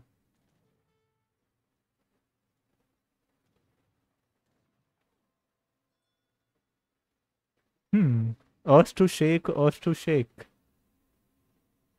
Okay, so while Shakes comes in, let me take over. So Kaiserklein in transition, finally going for the market, is building some Rodaleros, which will be useful in age 3 and will help him defend these pesky Ulan raids. Is he using up with the scout? Sorry, which is the 4 Hussar politician. Could he even make some, war dogs in transition? I love the fact that Kaiserklein has full HP on his hero, and the rods now denying the sort of the raids, getting hunting dogs in transition. No stagecoach, which I think, okay, while I say no stagecoach, there it is. There's the stagecoach. So it's a bit of a greedy FF from Kaiser. Germany, even aging before Kaiser, has managed to get 1 trading post up. Let's compare the economies pretty quickly. So that's 29 villages for Tabben, with I think most of the market techs. He is in H3 with 1 trading post. Kaiser on 24 villagers, but 3 trading posts, and going Spanish gold. Wow. Kaiser, the mad lad, going stagecoach and Spanish gold. Yeah, welcome back, Sheikh. I'm sorry for the delays in between. It's just a bit hectic, but there we go. I'm back. I'm fully focused, and this build looks so exquisite. Come get some. This looks so sexy. Wow. This is so, like, he delayed Germany's TP for a while as well. Tabben, even to counter this, going for 1,000 wood. Like, he doesn't even know what's going on right now. Yeah, exactly. I think, Tabben himself going for the greed, but it will pay into Kaiser's hands because Kaiser is going even greedier. I mean, if I were Kaiser, I'd be scared of like a 5 double swordner shipment, just sieging out my forward infrastructure. But now Kaiser doesn't have to worry about that. Spanish gold crates already coming in, 1k wood, all set with the 3 TPs here. And yeah, it's up to Tabben to make something happen now. Imagine if Kaiser knew of the existence of Marvelous Year. That would Does be he so even have in awesome. his deck? Okay, so he doesn't have No. it in his deck. And you know what he does have in his deck, though? He has Mm-hmm. Unction. Oh wow, yeah. That'll come into play Unction could maybe be very... later, yeah. Yeah. I'm very excited to see maybe an Unction build as well from Kaiser. Seeing as this isn't going to be like a 2 Falcons, this is going to be, more eco-focused. Expecting to see a TC either on the left side of the map, probably on the left side of the map, right? Yeah. I think Kaiser So yeah, did cancel Stagecoach. I did see it being queued, but I think upon his trading post getting siege, he cancelled it, which I think is a fair choice. I think any which ways, XP is the resource you want when you do like an FF build. And if he went for a Stagecoach, he would have even given his opponent. But look at that counterplay by Tabben, Falcons. expecting the Falcons. And with this 1,000 coin, he could even get a batch of 3, which would be perfect shake to counter the 2 Falcons from Spain and to get some siege on all this forward infrastructure from Kaiser. Yeah. This is looking like a reverse world right now. Spain with no Falcons versus Germany with Falcons is But there you yeah, go. The Falcons have hit the floor from Spain, and it's just that I don't think this is going to be a one fight one and done thing like is usually mhm. the case in this matchup where Spain has the upper hand, but if it messes up early, then yeah, Germany gets the advantage. But this is going to be more of an extended gameplay. I'm surprised not to see a Ooh, only second 2 season. Falconets though from Yeah, maybe some miss macro there, maybe Tabben was housed, but look at all this coin. I mean, he surely had the resources to do. Let's see if he'll queue another Falconet or what his play is. Maybe he just wants the 2 to just counter and be in this Falc war. But what do you that's think about very the Dobbs ballsy. in this matchup, though? We were talking I about I Dobbs love in Dobbs. game number 1 versus China, but here we see it from Tabben versus Spain. I love it. I love Dobbs. I absolutely love them. How do you not make Dobbs? How do German mains don't make Dobbs? Like I don't understand. 72 siege, 288 HP, 20% melee resist, 24 hand attack with a 2 area damage. A 2 area damage. How do Yeah. you not spam this unit every time you get the chance to spam it? I don't get it. This unit is absolutely amazing. Oh, and why is Tabben? Ooh, okay, Tabben there kind of miss microing. I thought he could just stay unpacked and just shoot at Kaiserklein's Falcons while Kaiserklein was coming in, but Mhm. knowing Kaiser micro, Kaiser probably could have dodged those shots. Yeah. And I think Tabben yeah, knows how critical those 2 Falcs are, and if he doesn't get a good trade versus Kaiser, then it could be as good as GG. So yeah, playing it safe, and Kaiser does have the ATP, which gives him a bit more line of sight. So maybe Tabben does not want to expose his Falconets. yeah. I mean, when you see that amount of dops out on the floor, right? And Black How many Rider dops do Shake. we have? Yeah, Black Riders. I'm not a big fan of the Black Riders. Mm-hmm. I'll tell you why. Because we've got Rod Skirm out on the field. What are the Black Riders really going to accomplish except for tanking endless amounts of rod shots and probably letting those 15 dops go to work? They're not Mm. going to accomplish all that much because except for the 4 Hussars, we don't have any cavalry Yeah, shipments but out on the field. Black Riders can go in and try to get a cheeky snipe on the Falcons. But overall, I agree. Not the best card, especially when you have 15 Doppelswordners. And as you mentioned, you don't have the classic Rod Lancer. Ooh, nice Falconer shots though. And we have the lock on. Did we have the lock on? Will we get another shot? Okay, this is very I would have close. loved to see some Jaegers here, actually. Very nice poaching here by Kaiserklein. But the problem is, if you can see, his left falconet is completely exposed to Tabben's falconet right here. Like the movement of how the falconets are going forward Mm-hmm. isn't great because of the trees. They always go onto each other. There we go. You see that falconet always just Yeah. lag behind. If that's a little bit more in range of Tabben's falconets, Tabben's gonna completely destroy it. Yeah, you could And get yeah, a very wise by lucky double Kaiserklein. shot on the Falconet, and both could go down. That's right. Yeah, yeah. Very smart by Tabin going back here. And I love the play not researching Stagecoach here. I think that's so good because you just want it for XP at the end of the day. You don't really want these TPs for the resources, especially as you've gone into um, Spanish Gold 1000 Wood, even though I must say Mm-hmm. that I am very surprised that we haven't seen a second PC come up for Spain. Oh, Culverin coming in. That could be a game changer right here. Yeah, Calvarin is pretty good. And But who has this lead in this Skirm war though? Ooh, so Kaiser does yeah, have the lead in this. He's seeing the Black Riders. Ooh, other Dobbs going in. Other Dobbs going in. they're not. I don't know why. Just right click, tab, and go in. Oh my Oh god, no. man. Anyways, but like I don't agree with I say ooh Culverin because it's fun to see him make Culverin, but Ooh, we you have the say there first is resource. snipe. One Fall going Ooh, down. Lovely micro by Kaiser is Tabben now he's going gonna in. get both. Yeah, he Wow, and he gets still has a both. The Falconet Doppelstotters alive. are kind of out of position, getting shot by the Skirm. Rottler is Okay, and the going rods are in, and surrounding. they don't care. Wow, Attacking the Black Riders, snaring the Skirms. Oh man, this this is looks like over. GG. This is Caught, GG. pans down with the rods, the cliff, the trees, the pathing. Unable to snare. Even one Falconet alive behind all this. Better economy. Yeah, oh man, this was painful. This was painful. And there, one big fight, winning the rod battle, exposing the Dobbs. One slipper from Tabin, one slipper pan. This just Kaiser, look at that. Overwhelming victory from him. I mean, you can say whatever you want about like being judgy here. I've learned that when you judge pros, you don't judge the pros that made the mistake. You judge the pros that made the correct move. And in this Hmm. case, oh my god, that was he this was a cobra attack by Kaiser. He saw one slip up. He saw the Dobbs not in position, and he just pounced. He just went right for the throat, completely surrounded with the rods against that cliff. It could have been incredible positioning for Tabin if those Dobbs just went forward. Because what Yeah, and I really stops honestly those thought, Dobbs? Tabin would have waited for the Culve and just tried to out micro Kaiser, but I think he was a little bit greedy, pushed out a little bit too soon, was a little too far for the Dobbs. And yeah, Kaiser just pulled the trigger and got the win. This was an incredible showcase by Yeah. Kaiserklein. The world is incredibly fortunate that Kaiser decided that he doesn't like Spain. But what a build, Shake. I mean, is Kaiser bringing ATP back? I mean, from the looks of things, both of these players are Nilla players at the end of the day, right? It's just that I I don't want to be that guy, but Tabin's build was kind of meh. His unit comp was really good.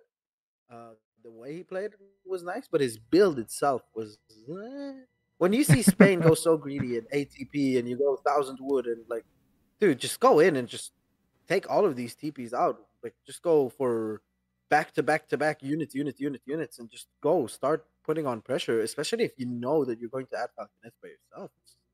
I don't know. It's a bit iffy, but it felt like Tabin kind of allowed Hmm. the rod method that day. But shake. Germany, both Tabin and Kaiser Germany losing in the tournament. Oh man, I wouldn't have seen that coming. If you're asking me, come get some, you are a betting man, which Sibs would win, I'd say Tabin's China, I'd say Tabin's Germany, I'd say Tabin's India. And I'd definitely say Kaiser Germany and Kaiser's France. But yeah, very interesting to see Germany lose both games. But yeah, both players I Yeah. think had sort of the slight counter picks, and both of the opponents played very well. And we have one each.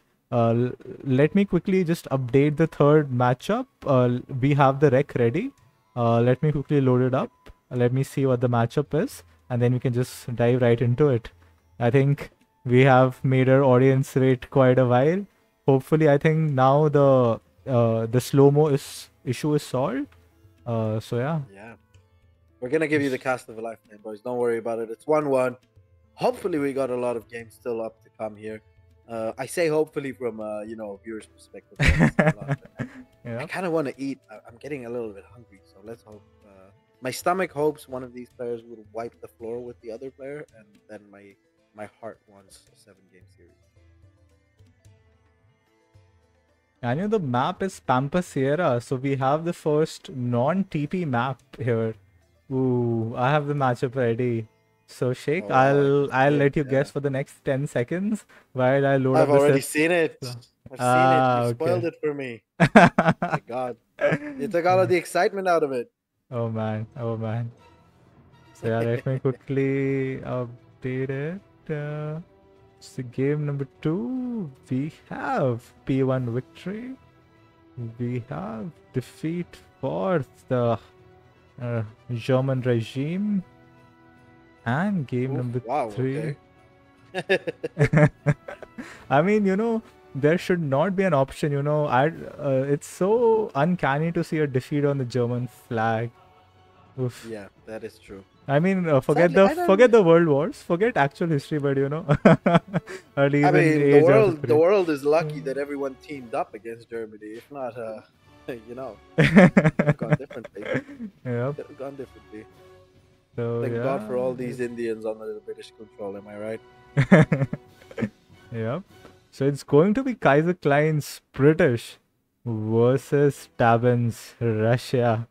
Oh man, I think this is one of the favorite matchups of players in the tournament on non-TP maps. I have to say. Yeah, definitely. It's a great classic matchup, and as someone who one of his mains is Brit, I inexplicably hate this matchup like so much.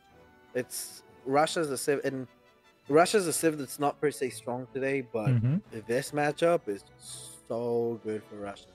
The amount Okay. that they can I'll create. just pause you right there. Let's hop into game number 3 so we don't get All left right. behind. And I'll take all your thoughts. Even I'm a Brit main, so I completely empathize with you. But let's do it in the game. Shake, take it away. Game number 3. All right. Oh Oh no. no. Wait. Let me try to reload. Let me try to do some rename magic. Let me play to Garja.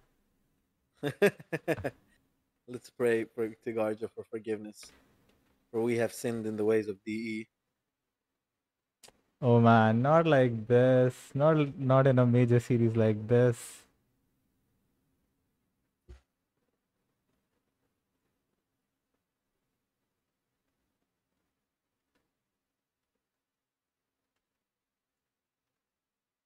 I think I'll restart AoE 3. I think All right. someone told me that also helps.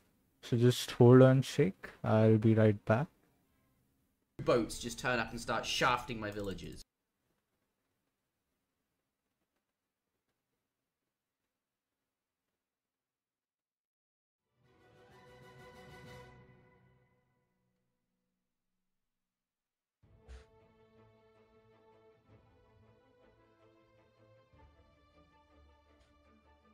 All right. As we're waiting for Cup get some, fun historical fact: Germany as a civ should not exist in this game. It should either be the Prussians or the Holy Roman Empire. Preferably the Prussians, because Germany wasn't unified as a country until, if I'm not mistaken, the late 1870s, No one can beat them. That's where the problem. Prussia became so powerful that they have won a war against the French. It was the French. So it was the War of German Unification, and people have always, feared a unified Germany because you've had all of the rich German states. You've had This I like a lot. Saxons, This I you like a had lot. the Bavarians, the House of Wittelsbach, as we have in the game as well, and all of these smaller states. And so the one power that would unify Germany would pose a significant threat to the balance of power of Europe, which has stood for almost thousands of years. Kind of evaporated when Napoleon decided to be the Chad that he was, just conquer almost all of Europe. But people were very scared of both the Austrian Habsburgs and the Prussians. And whoever might unify Germany might eventually have enough power to conquer all of Europe. So it is quite sad to see that there's such an enormous lack of historical accuracy when it comes to Civ. And that counts for India as well. I would have liked to see either the Maratha Confederacy or the Mughal Empire being a Civ rather than India, because India as a concept didn't even arrive until the 1940s, which is almost 200 years after the time frame of Age of Empires 3. So, yeah, if there's any other countries that I can think of, China was quite unified under different dynasties, but quite unified. Spain as well, Sweden, Great Britain, all of these countries. Let's just, until it gets us back, let's just browse. See, the Aztecs were a civilization, that's true. The Ethiopians, the French, the Haudenosaunee Confederacy. So this is the thing. They decided to change the name from Iroquois to Haudenosaunee.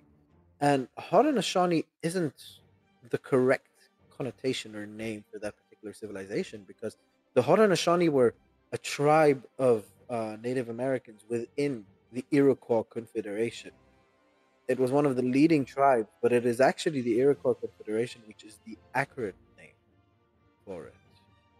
Okay, how's God it? damn, Sheikh. I Yeah. could listen to that history lesson. You need to do like a history narrations Podcast. stream soon on Free Food Party or your own channel. And definitely Oh, tune we in for should. that. But unfortunately, sadly, tragically, game number 3 Yes. wouldn't give the OOS. Oof. So I think we'll have to move on to game number 4 for now. I honestly don't know the result of game number 3, so we'll keep it hanging. Meanwhile, map Alright. number 4 is Florida, and I'll quickly load up the MU for us. Yes. Correct, Wingardium. Just as the Lakota were part of the Sioux Confederation, and as Italy didn't exist until Mr. Garibaldi came up with the insurgency. I'm just rambling on until you manage to find the. Yeah. Okay, Italy, Japan was something. Malta is so irrelevant. It's just here because because of the campaign probably. Because Malta was the home of the Order of the Knights Hospitaller, and then it was a couple of 100 or 150 years afterwards, it was a colony of the British Empire. Mexico and the USA are a weird one. The USA I can understand because it was created in 1776. And Mexico wasn't really a power, neither was it independent from Spain until later on, if I'm not mistaken. So that's a bit of a head scratcher there. Sweden, amazing. So Sheikh, I'm ready with game number 4. All right, let's go. Yeah, let's dive into game number 4. We'll await from the players the result of game number 3. Unfortunately, it went out of sync. We know the fourth matchup is Dutch versus India. I mean, we can try to hazard a guess who counterpicked who, and maybe try to work it out that way. But I think okay, let's see. Kaiser. Such an equal matchup, though. Oh my god. I think Tabben had to pick here first. He had to pick first in the second game. He got to pick counterpick in the third game, which makes sense. Brit versus Russia, and now he picked India, one of his strongest civilization, on a map with trading post and I think livestock. So it makes much sense. And Kaiser counterpicking India with Dutch. So yeah, that's the context of the game number 4. Let me switch into this game screen. Sheikh, are you cool with me not, screen sharing so as to avoid any sort of lag issues? How will I comment on the game though? Could you just watch the Twitch stream? Okay, I'll just quickly screen share. I don't think that should be an issue. Let's try that first. I don't think the screen sharing per se is Yeah, just a second. I'll quickly do that. Ooh, Moonshine, thank you for the subscription. It's 22-month streak. Big scam shine. Yep. Moonshine coming in clutch. I think he saw the Brit versus Russia matchup. He is a Russia main. We are Brits mains. He was just happy about that. Unfortunately, we couldn't get that for you, Moonshine. But thank you for the sub nonetheless. Shake 3, 2, 1. I'm launching into game 4. Take it away. Ladies and gentlemen, welcome to game number 4 of this best of 7 series, the quarterfinals of the ESOC Autumn Championship, hosted by ESOC, played between the mighty, the legendary, the amazingly beautiful Tabben on the north side of the map in the color red as the Indians on this absolutely exquisitely beautiful map of Florida. I have to say, it is such a visually satisfying map.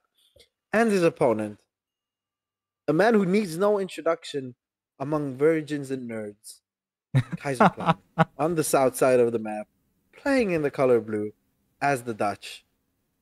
This matchup just yells skill, right? India versus Dutch. It just yells to me Skirmgood.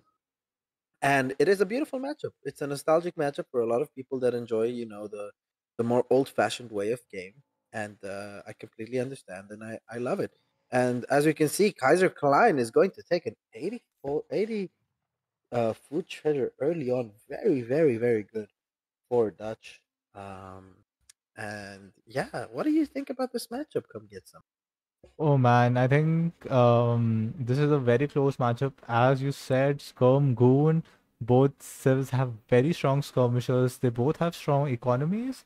I think it's up to India to do something in this map, in this matchup. They can go aggressive, and looks like, Tabin already. Look at that 10 by 10 macro. He didn't build a house, and it will be interesting to see if he goes for a Karni Mata age up, or is he sending a forward will for that Agra fort and that infamous Sepoy Sawar timing. Okay, so Oh no, my it's a friend. fast Karni. Interesting build by Tabin. One thing I have to Oh my say god. shake on this map, you got the in-base trading post, you got the sheep which gives you XP as India. I think this is a Uh beautiful map for India.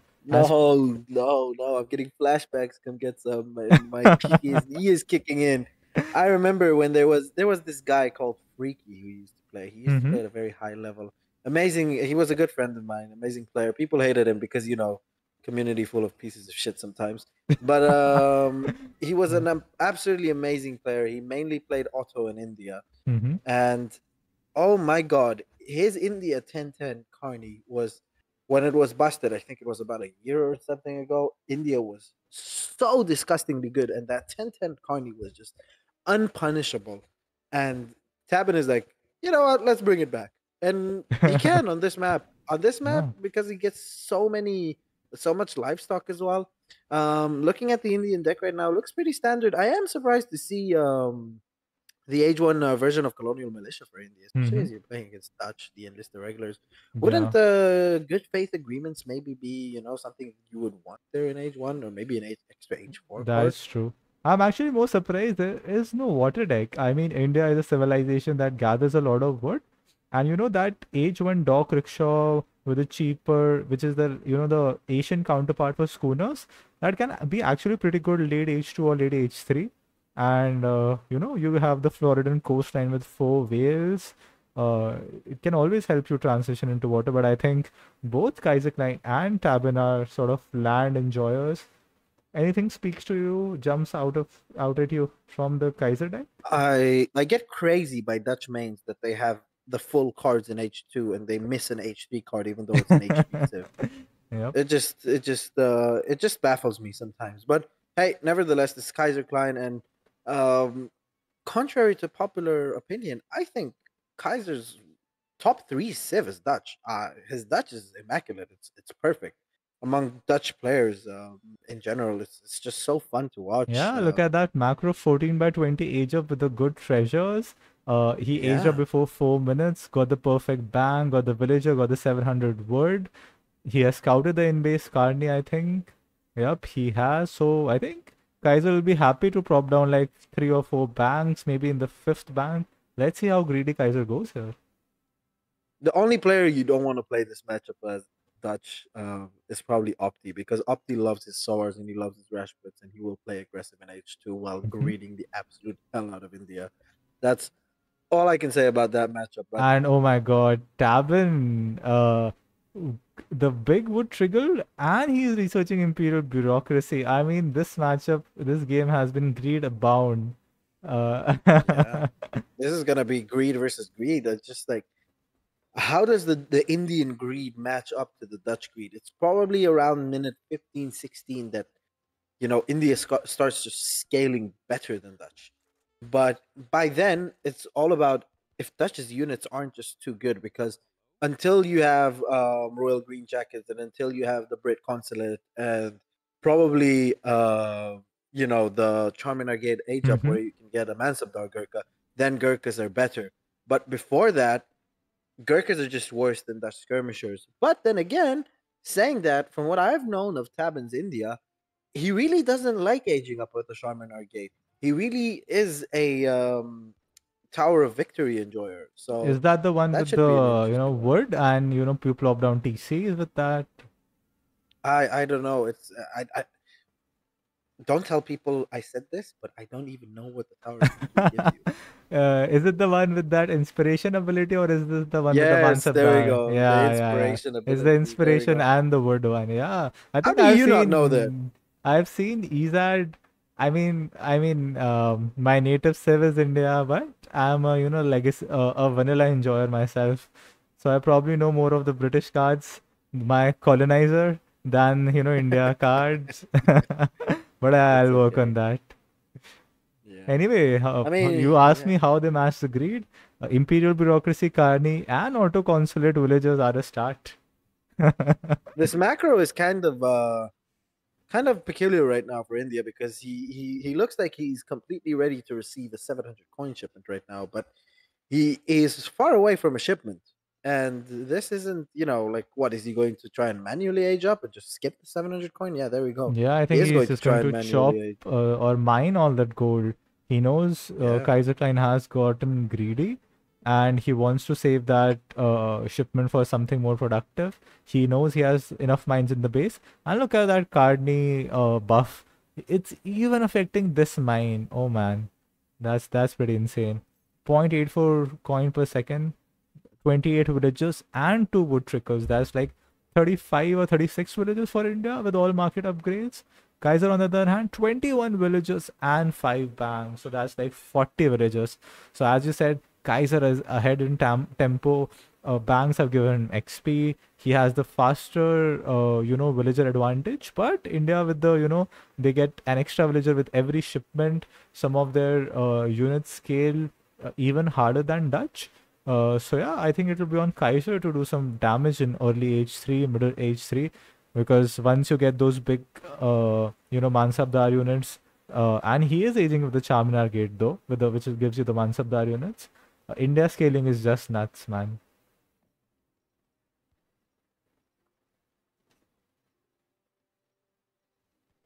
Earth to shake. Okay, so shake maybe on a little bit break. Tabben meanwhile herding his third hunt, putting 7 with Hindu villagers on the wonder to age up ASAP. Is queuing some Gurkha right now. Kaiserklein, perfect scouting, knows what's happening, knows India ages up like 1 minute later than Dutch. And instead of, the greedy 1k wood, which does loves to go for in early age 3, he is going for the big husk timing, skirm husk timing, even getting the wet husk, sending 5 from his unit shipment. But will Tabben see these husks?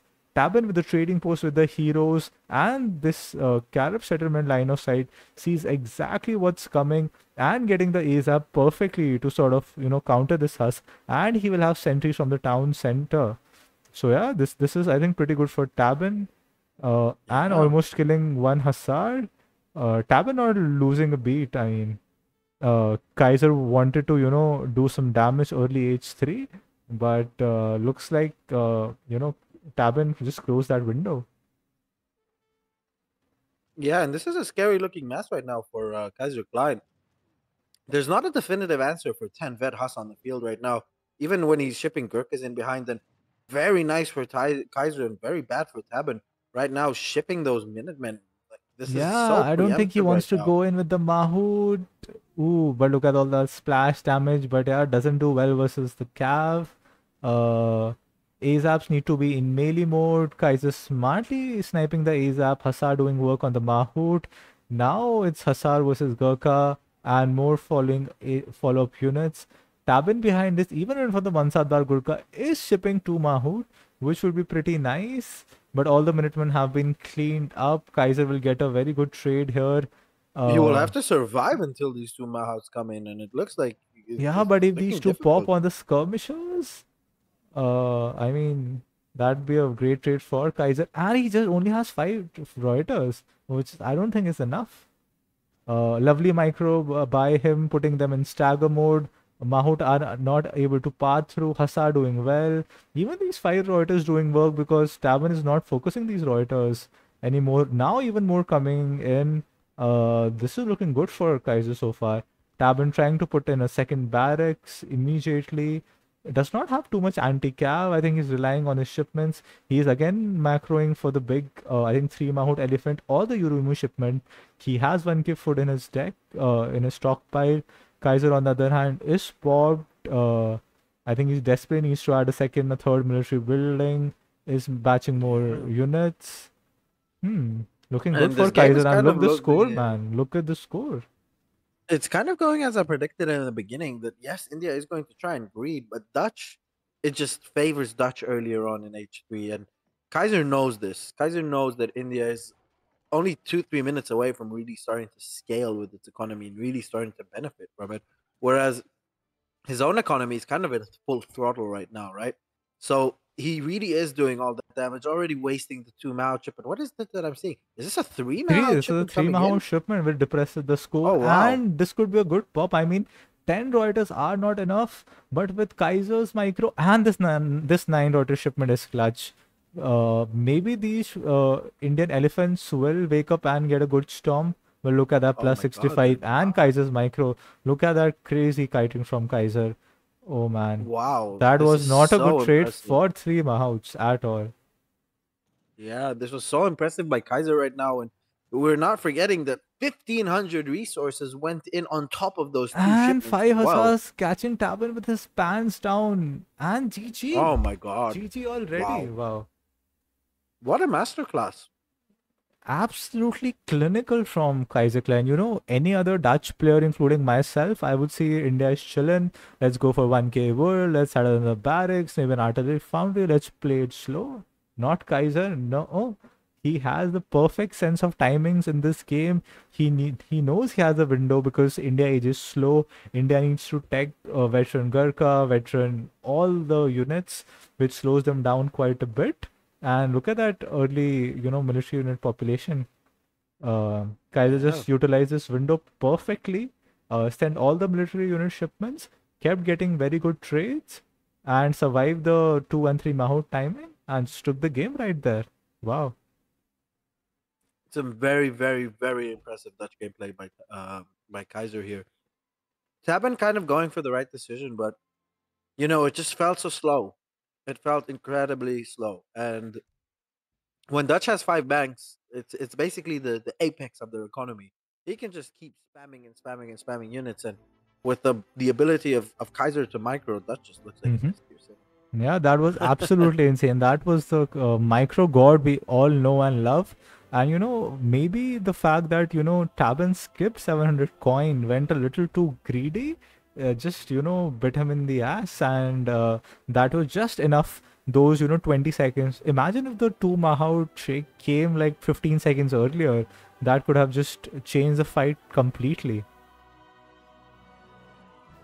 Oh yeah, definitely. Not only would it have changed the fight, but it would have also changed the momentum of the game. And Kaiser couldn't just keep on trickling in units into the Indian base. It would have given Tabben that at least half a minute of respite and breathing time that he needed to get either his veterancy or his next shipment in, and really be able to get somewhat of a competitive mass to fight against the Skirm Goon composition. But isn't Dutch just a wonderfully beautiful civ to watch? Yeah. I mean, we usually see the calf switch coming in late. You always see Skirm Reuter, and the calf switch comes in like 4 or 5 minutes later when the economy has kicked in.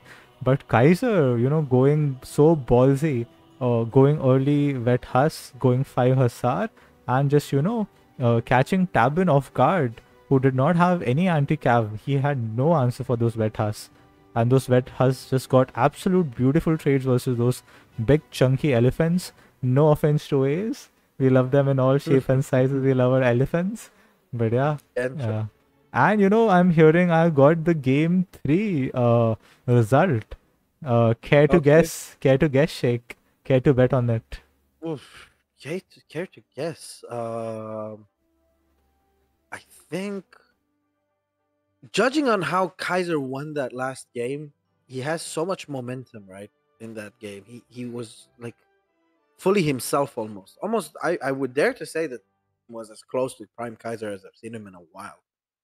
Uh, So I would say he won, and he just picked off the momentum from those. and you'd be absolutely right. We talked about Yeah. hating the matchup as Brit mains, and I would have loved to see that matchup play out and how Kaiser managed to pull it off. But yeah, it was indeed a Kaiser victory. So that takes the score to 3-1, and that's Wow. series point. I mean, we might be at a reverse sweep, Shake. Yeah, I mean, After reverse sweep that, is a big word from 1-0. true, But true. but yeah, Yeah. regardless of what happens here, I mean, Tabben taking that first game was mighty impressive. The way he managed to play Germany that game was against Kaiser's Germany, excuse me, with this China was just so impressive. But whenever Kaiser just gets into the mood and gets into the swing of things, I think there's only one player in the game that can stop him, and his name is Julian K. And there, uh, Yeah. another unpopular opinion, and might be another player that might give him a fight, but we're not allowed to name his name. And Shake, map number 5 is Colorado. And, Ooh. this was Kaiser's counterpick. Now it's Tabben's counterpick to try to, come back in the series. What do you think? Tabben's Sif choice will be here. What is Kaiser's Sif choice before I reveal the MU to you? Um, what does Tabben have left? Spain is always a very solid pick. I know he's not a very big auto enjoyer. He's used up his India, he's used up his China, his Germany. Those are really his three main sifs. So maybe France, but on Colorado, that's a bit iffy. I would go for maybe a Spain. And what about Kaiser? Kaiser, France, no doubt. Hmm. So let me reveal the Sif flags to you, Shake, and our audience. Yeah, there we go. So it's going to be Kaiserklein picking order first on Colorado, Oh and yeah. Tabben trying to counter it with his Portuguese. And we saw Wow. Tabben play Portuguese versus Robot, and he was looking solid. Although he lost that game, but I think Tabben was looking pretty solid. And I think historically Portuguese has done pretty well versus Ottoman. So yeah, this should be an exciting game. Let me load up the rec and let's get into game number 5 here.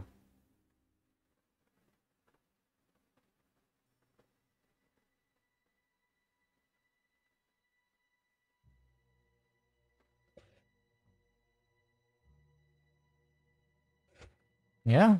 3, 2, 1. Shake, take it away. Ladies and gentlemen, welcome to a potentially last game of this series. Now, we have a treat for you today. We've all heard of the Battle of Diu. We've all heard about the Ethiopian Sudanese War. But have you heard the Portuguese Ottoman War in the Americas? You haven't, because it happens today. On the west side of the map, in the color red, we have the mighty blonde Swedish Viking Karolian mix, straight heir of Charles XII himself, Mr. Tabben, playing as the Portuguese. And on the east side of the map, in the color blue, from his home nation of France, Ooh, missing the we have EXP, Kaiserklein. missing the EXP by 3 seconds. Ooh, that's an unfortunate You know who trade would have card gotten that pass. XP? Giga Ruga would Ruga. have gotten that Giga Ruga XP. would have Yeah, gotten there we it go. twice, Shake. He would have gotten it twice. We have Mr. Kaiserklein Yeah. playing as his famous Ottomans. Now, this matchup, I hear a lot of people saying Port does well in this matchup. Um, I don't know. I don't know, and I'll tell you because Mm-hmm. Abus, what unit does Portugal make that definitively kills an Abus? That's true. You know, having twice the economy helps. But yeah, I mean, Abus yeah, are but very Ottoman pesky doesn't to need an deal with. economy. And yeah, Abus are especially good at sniping even organ guns. So yeah. And Kaiser's micro with the split fire, especially with the Abus and versus the low HP Cazadors. it's going to be a hell of a game to see. Kaiser getting the nice Definitely. 80 It's just XP. the question is, what is Kaiser gonna go for? Because he has Silk Road in his deck, but Mm-hmm. this isn't really a stagecoach map. You're gonna have um what, two TPs that are safe. A third is for your opponent, and Yeah. then the one that is near Tabben's base. The other one in the middle is, I don't even know if Kaiser can build on that one, and if he can, it's incredibly susceptible to be taken down quite early. So it doesn't look like it's that good to be, to invest in that. Now we are seeing a quartermaster age up. Beautiful coin treasures spread all around there for Kaiser. That's the cost of two Janissaries worth of coin already. 80 coin for Kaiser, 80 XP for Kaiser as well. Yeah, Wow. even despite building the trading post, Kaiser has been 60 on food as well. point with his, hero micro and treasure gathering micro. I think Tabben went for the Buck the Tame Wolf, which will help him now, getting a nice 90 wood. That will also help him with his age 1 macro, age 2 macro right there, maybe adding in a market. Aging up with a naturalist. Ooh, taking a page out of Chef Sudhi's book. I think, are we going to see a greedy FF? Instead of the, 500 food FF, we'll see the two villagers, two cows age up here, Shake, and maybe aging up with that. I mean, I've always been more of a fan of the two cows, two vills, because at the end of the day, technically, you get the same amount of food and you get two villagers on top of that. So what is there not to like with it, right? It's That's just true. not as instant for like a 10-10 FF, but from what I'm seeing, Tabben isn't really interested. Did he go 10-10? He didn't, right? Nope. Yeah, so And he's even chopping there's no more really wood, need. so I'm really not sure. I mean, this definitely doesn't scream FF macro to me. Let's see what Mm. Jack Tabin is up to. I think he wants to get that steel traps going in. Hmm. Maybe is that too greedy versus Ottoman? Hmm. We'll see. The naturalist Egypt and the greed with the steel traps macro. I mean, maybe Yeah. Tabin is biting off more than he can chew. But let's see. It really Kaiser did depends go on for what Kaiser's gonna the do. two trade post, and we have FP villagers. So there's the mid map barracks. Five villagers, 700 wood. Interesting. And stagecoach. I mean, two TPs, one TP. Kaiser doesn't care. He's a stagecoach enjoyer. I mean, is it good though? That's the real question we gotta ask ourselves. Objectively, I know that it is absolutely heinous and blasphemous to ever criticize Kaiserklein, but I am going to question him at least and ask the question of, is this even good to go on stagecoach on a map where your opponent has a free stagecoach? And we've seen how good it was for him the last game Mhm. where he played Spain and even used ATP and he still didn't go for Ooh, look at that stagecoach. lovely spyglass. Did you just see that? That was some spyglass Yeah. magic, and he might be able to get 90 wood for that effort. This is going to be very Ooh, but close. no, Kaiser's gonna get it, Oh, bro. wait. No, he Oh my doesn't. I god, think they no. click at the same time or something and it bugged out. And Tabin with the map hack spyglass getting 85 wood and scouting the barracks. So, yeah, that's a big W for Tabin. Kaiser, I think, is immediately sending his Janissaries to seize the top barracks. He knows he has researched stagecoach and he wants to get that stage coach deny that That's trading post economy. yeah. That's a page right out of Gigaruga's book of how to be a pro right there by Tabin. That was absolutely amazing. And yeah, 700 wood coming in for Tabin right now. He's already macroing to age up, so he's got a pretty greedy, pretty decent vill count and all the market upgrades. So he's on 20 villagers right now. His TP was even on food to help him with that age up. Now he's switched to coin. There we go. He's got that. So he's aging up. And Kaiser behind this, let's see, because Kaiser is one of the kings of being able to get stagecoach line and age up behind. Like he does these builds so well executed. Um, but no, it doesn't look like he's going to age up right now. I think if we check the middle of the map, did he Yeah, we do add have any? There we go. an artillery foundry by him. There we go. There it is, the artillery foundry. So we're gonna see some Avis guns. One of the greatest games of this tournament so far was Only Boss versus I Am Turk, where Only Boss played Ottoman against I Am Turk's port. Same matchup on the map of if I remember correctly. What was it again? New England?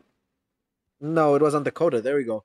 And he just managed to Ah, contain after playing such a beautiful H2. And we have a problem right here because the TC is going to go up for Tabben, and the Janissaries are going to be able to see the location of that yeah. TC. But Minutemen Chance go already coming out forward. right now.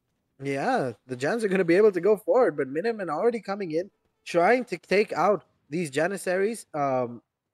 Not really killing them because what kills a Janissary, but regardless, they managed to, you know, stop the Janissaries for quite a nice time, and that TC is still going to go down, isn't it? Yes, the Oh Janissaries are going man, to it'll be be able to mighty siege it down. close. And remember, Tabin did send the age one Wow, the TC Victoria. is down. So yeah, that's 500 in a TC and 1.5 or 2 villagers worth of trickle. That's has already gone down. That's humongous, especially with the TPs in the back right here with the stagecoach. That's going to be so huge for Kaiser because, as I said before, look, the guy's already going to age up. He's already macroing for an age up beautifully.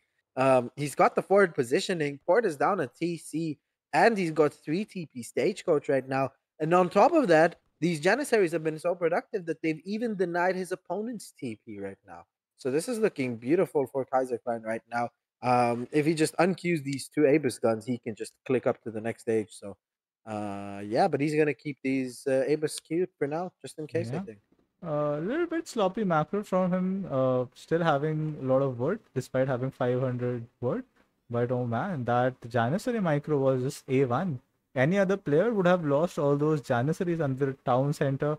But he traded with the Minutemen. He kept his cool by retreating. He kept sieging at the perfect time.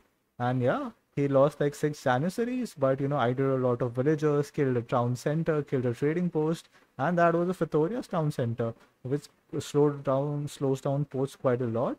Behind this, Kaiser is following up to H3 with the exiled prince and a shipment in queue, which can be 2 Falconet. And now we have the deadly Able Shake, which we were talking about. Yeah, it doesn't even need to be 2 Falconets at this stage. I think even 6 Abus is a better shipment because there's Skirm good out on the field. Falconet's not Ooh, as great, and but Shake, look at that. 2 Was HP. that 3 Abus? So 3 Abus Yeah. shot barely leaves Cassador with 2 HP. That's like huge, I think, in this matchup. I mean, Cassadors absolutely suck against Abus because the whole point of Cassadors is their incredibly high range resist, and Abus just, you know, don't care about rangers because they've got artillery attack. Yeah, but like Avis versus Cassadors, if having to 4 hit like a normal skirmisher, that's some overkill right there. I mean, I didn't know that. I mean, I still agree that, Avis absolutely smashed Cassadors, but overkilling them by like 34 attack, that's an interesting unit dynamic because Abyss were sort of changed on DE. You have higher rate of fire but lower base attack, I think, compared to earlier. Anyway, so I'm not so Tabin going sure. 1k coin. Will he follow with um organ guns? Yep, organ guns. Yeah, sorry, Sheikh, you were saying? No, go ahead. Go ahead. I'm listening. Yeah, so I think Kaiser is going for veteran Janissaries. He went for the Abus Gunners first, which is, I think, the right call. Now, behind this, what does he do? Is the question. Will he go greedy with the other 1k wood? I know Kaiserklein likes to play it aggressive. He wants to keep his stagecoach TP alive. He knows that, what could make him lose right here is the 3 organ gun shipment.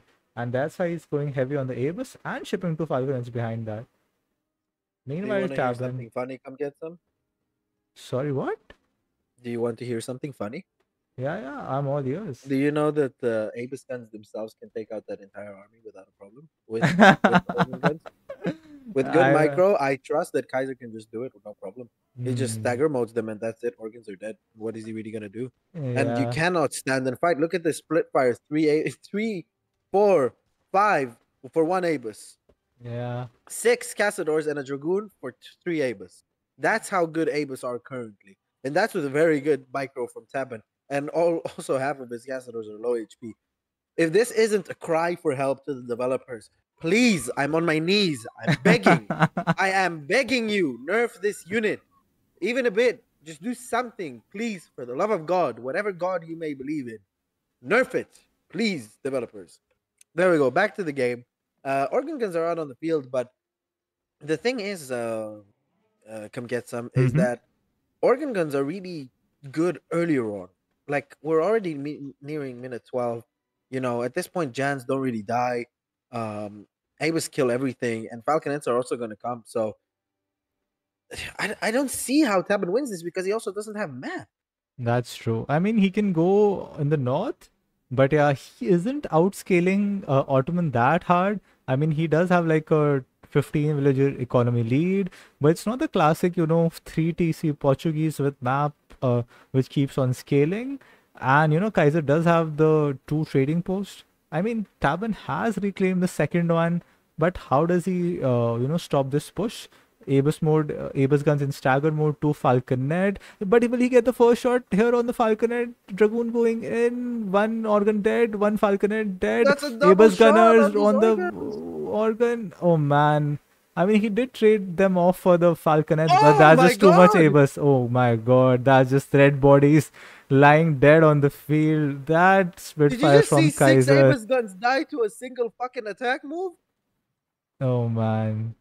God, I'm begging. I am begging. I am praying to Garja right now. Please, please nerf this unit. What more do we need as proof that this unit needs to die? Oh Please. my god. Oh my god. That's just Next. insane micro from Kaiserklein. I mean, is it really? Is it really? Come get some. Was this Kaiser Micro or was this Yeah, I think it's more, it's just Avis guns being Avis gunners. But I think, this is what counters the Avis guns better than Cassados? Town Center Fire. I think the Town Center Fire has killed more Avis guns than the Cassados. Sure. Oh my god, that's for sure. Like at least try and make Abus like glass cannons. Like, give them incredibly low HP, Like Hmm. that's maybe something they can do, but like these Cassadors, bless their little hearts and their cute hats and their nice backpacks, but you're bringing a knife to I'm an running out artillery of fight right baguettes. And now. look at that I need macro. more Mamluks baguettes. coming Fuck anytime me. soon from Kaiser. There it Yeah, is. and it's like people love saying how OP port is, and I am no stranger to saying that as a Sweden main. I hate port. It's probably one of the civ that counters me the hardest. But when you look at it at the grand scheme of things, people are saying yeah, historically port does well against the Otto. And Tabben How? having to go mill at 14 minutes. That's just, that's just not good. I mean, the only way you can contest this mass is just having more mass. But if you can't use your economy lead and gather on natural resources safely, do you even have an economy lead there? Kaiser Not just has the really. better And units. He's on natural resources. He has okay, so Tabin is trying to retake this trading post, but I think Kaiser knows. Kaiser has scouted the map. He knows Tabin has to be on these hunts. He's just waiting for his Mamelukes, and this mass just looks unkillable. don't you think this is a little bit of an over exaggeration though? Come get some from Taban. Like he has that safe hunt up north, right? Two safe hunts. Why do you go for a mill that early on in the game? Yeah, I think Tabin just I'm knows he can't hold this, so he just went for a premature mill. But Yeah. yeah, And look at these Abus just standing and fighting. And what do you really do against this unit? Like there we go. He taps there it out. And is. ladies and gentlemen, that's the series. That's the game. Kaiserklein, the mighty Frenchman, descendant of Napoleon himself, and probably Wow. Charlemagne as well on some The days. biggest Like the baguette series. prevailing. The biggest baguette, And yeah. yeah, after that 1-0, I mean, if you had asked me to bet on the series, I'd say this looks a whole lot closer, especially after the first I'm game. running out of Kaiser baguettes. losing, I need more with baguettes. his Fuck main me. squeeze Germany. I mean, it was looking pretty close. I mean, I would have said like 4-3 series, but just Kaiser showing us why he's just seed number 2. He's the winner of the previous tournament. And the games they're on have been an absolute masterclass, Sheikh. I mean, Yeah. all the games versus Tabben have been one-sided, and just Kaiserklein showing, I mean, why he's one of the GOATs. Yeah. I mean, this was yeah, I'm gonna say it because free speech exists where I live. I love you, Kaiserklein, and I love you, Tabben, but that last game was a bit anticlimactic. It's like you say Legacy Civ, and I say Abuscons. You say Legacy Civ, and I say Aztec. You know, Yeah. like it's like this has been an absolutely beautiful tournament so far, and this has been a great series. But this last game just took the juice out of me a little bit because it's like your opponent doesn't really have a way of countering a unit that you make. You know, so. Yeah. Anyways, regardless, that first game was really great. Kaiserklein in general, just with a masterclass of a game, playing Dutch as well. Um, yeah, this was very well deserved for Kaiser. And who is he going to be playing in the semifinals, or do we not Yeah, know? he's going to face the winner of Gigs versus A's. Hey, okay, that's very nice. But wow. Wow, that should be interesting. Do we have another series? The next, I'll just quickly check the calendar. I think the next series, two series are scheduled tomorrow. But yeah, this was the only series for today. Thank you for bearing with us. Sorry for the apologies for the technical issues towards the start and that Yeah. unfortunate OOS of game number 3. You know, And my unfortunate leave as well. I was just facing the heat from the chat, and I was like, my boy Sheikh needed to be here to to just bat for us. But I was like, okay, I'll weather the storm. And yeah, at least we got to see uh, 4 very good games. I mean, the first game just reminded me of all those, finale sort of games, so back and forth. We had like 3 big fights in H3, and we had a lot of raiding, a lot of high APM, and that was just so reminiscent. And after that, but Kaiser just an absolute beast, showcasing why, I mean, how good you have to be to make even Tabben look not jacked. How good you have to be. No, Tabben was pretty jacked, but Kaiser's roided. Yep. Oh yeah. So we'll have Yeah. the second series, ladies and gentlemen. It will be A's versus Gigs, and that series winner is whom Kaiser will face in the semifinals. So GG, well played by Tabben, but congratulations to Kaiser to moving into the deserved semifinals in this ESOC tournament.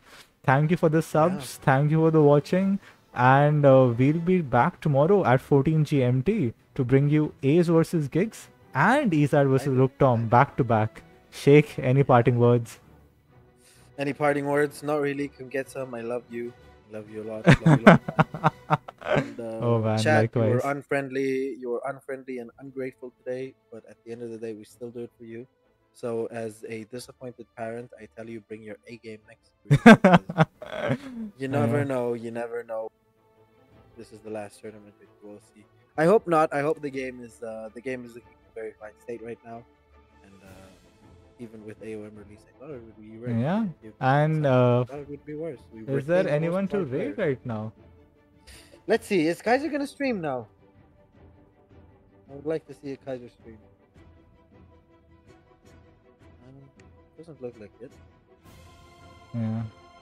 Let me just update this game number 5 just for my OCD, and we can just wait a minute or two to see if we can raid anyone. Oh, Lion is online. So if someone can, if Sheikh, you can use the the raid command, that'd be great. Who should we raid? Should we raid Lion or Breeze?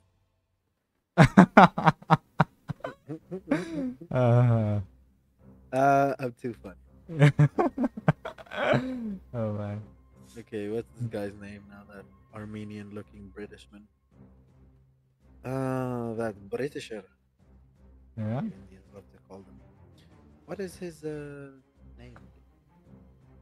His name is Lionheart _ Okay. Well. Oh, can I not raid? Oh, Lionheart. Look at that. Lionheart used the raid command on himself. Oh, he already used it. Oh my god. Yep. So yeah, This again, guy. guys, thanks for tuning in. Late afternoon Friday. Hope we had a blast kicking off the weekend with such a great quarterfinal series. And hopefully we'll bring you the next series, Interrupted. And again, it was a pleasure casting with Sheikh. And yeah, we'll see you next It was time. a pleasure casting with you, Big Getson. All right, boys. See ya. Go hang out with your girlfriends and wives out. God, And your boyfriends. I mean, we are an Exactly. inclusive community. all AoE3 players either have boyfriends or are single. No in between. There you go. Bye bye. See ya, guys. Good night.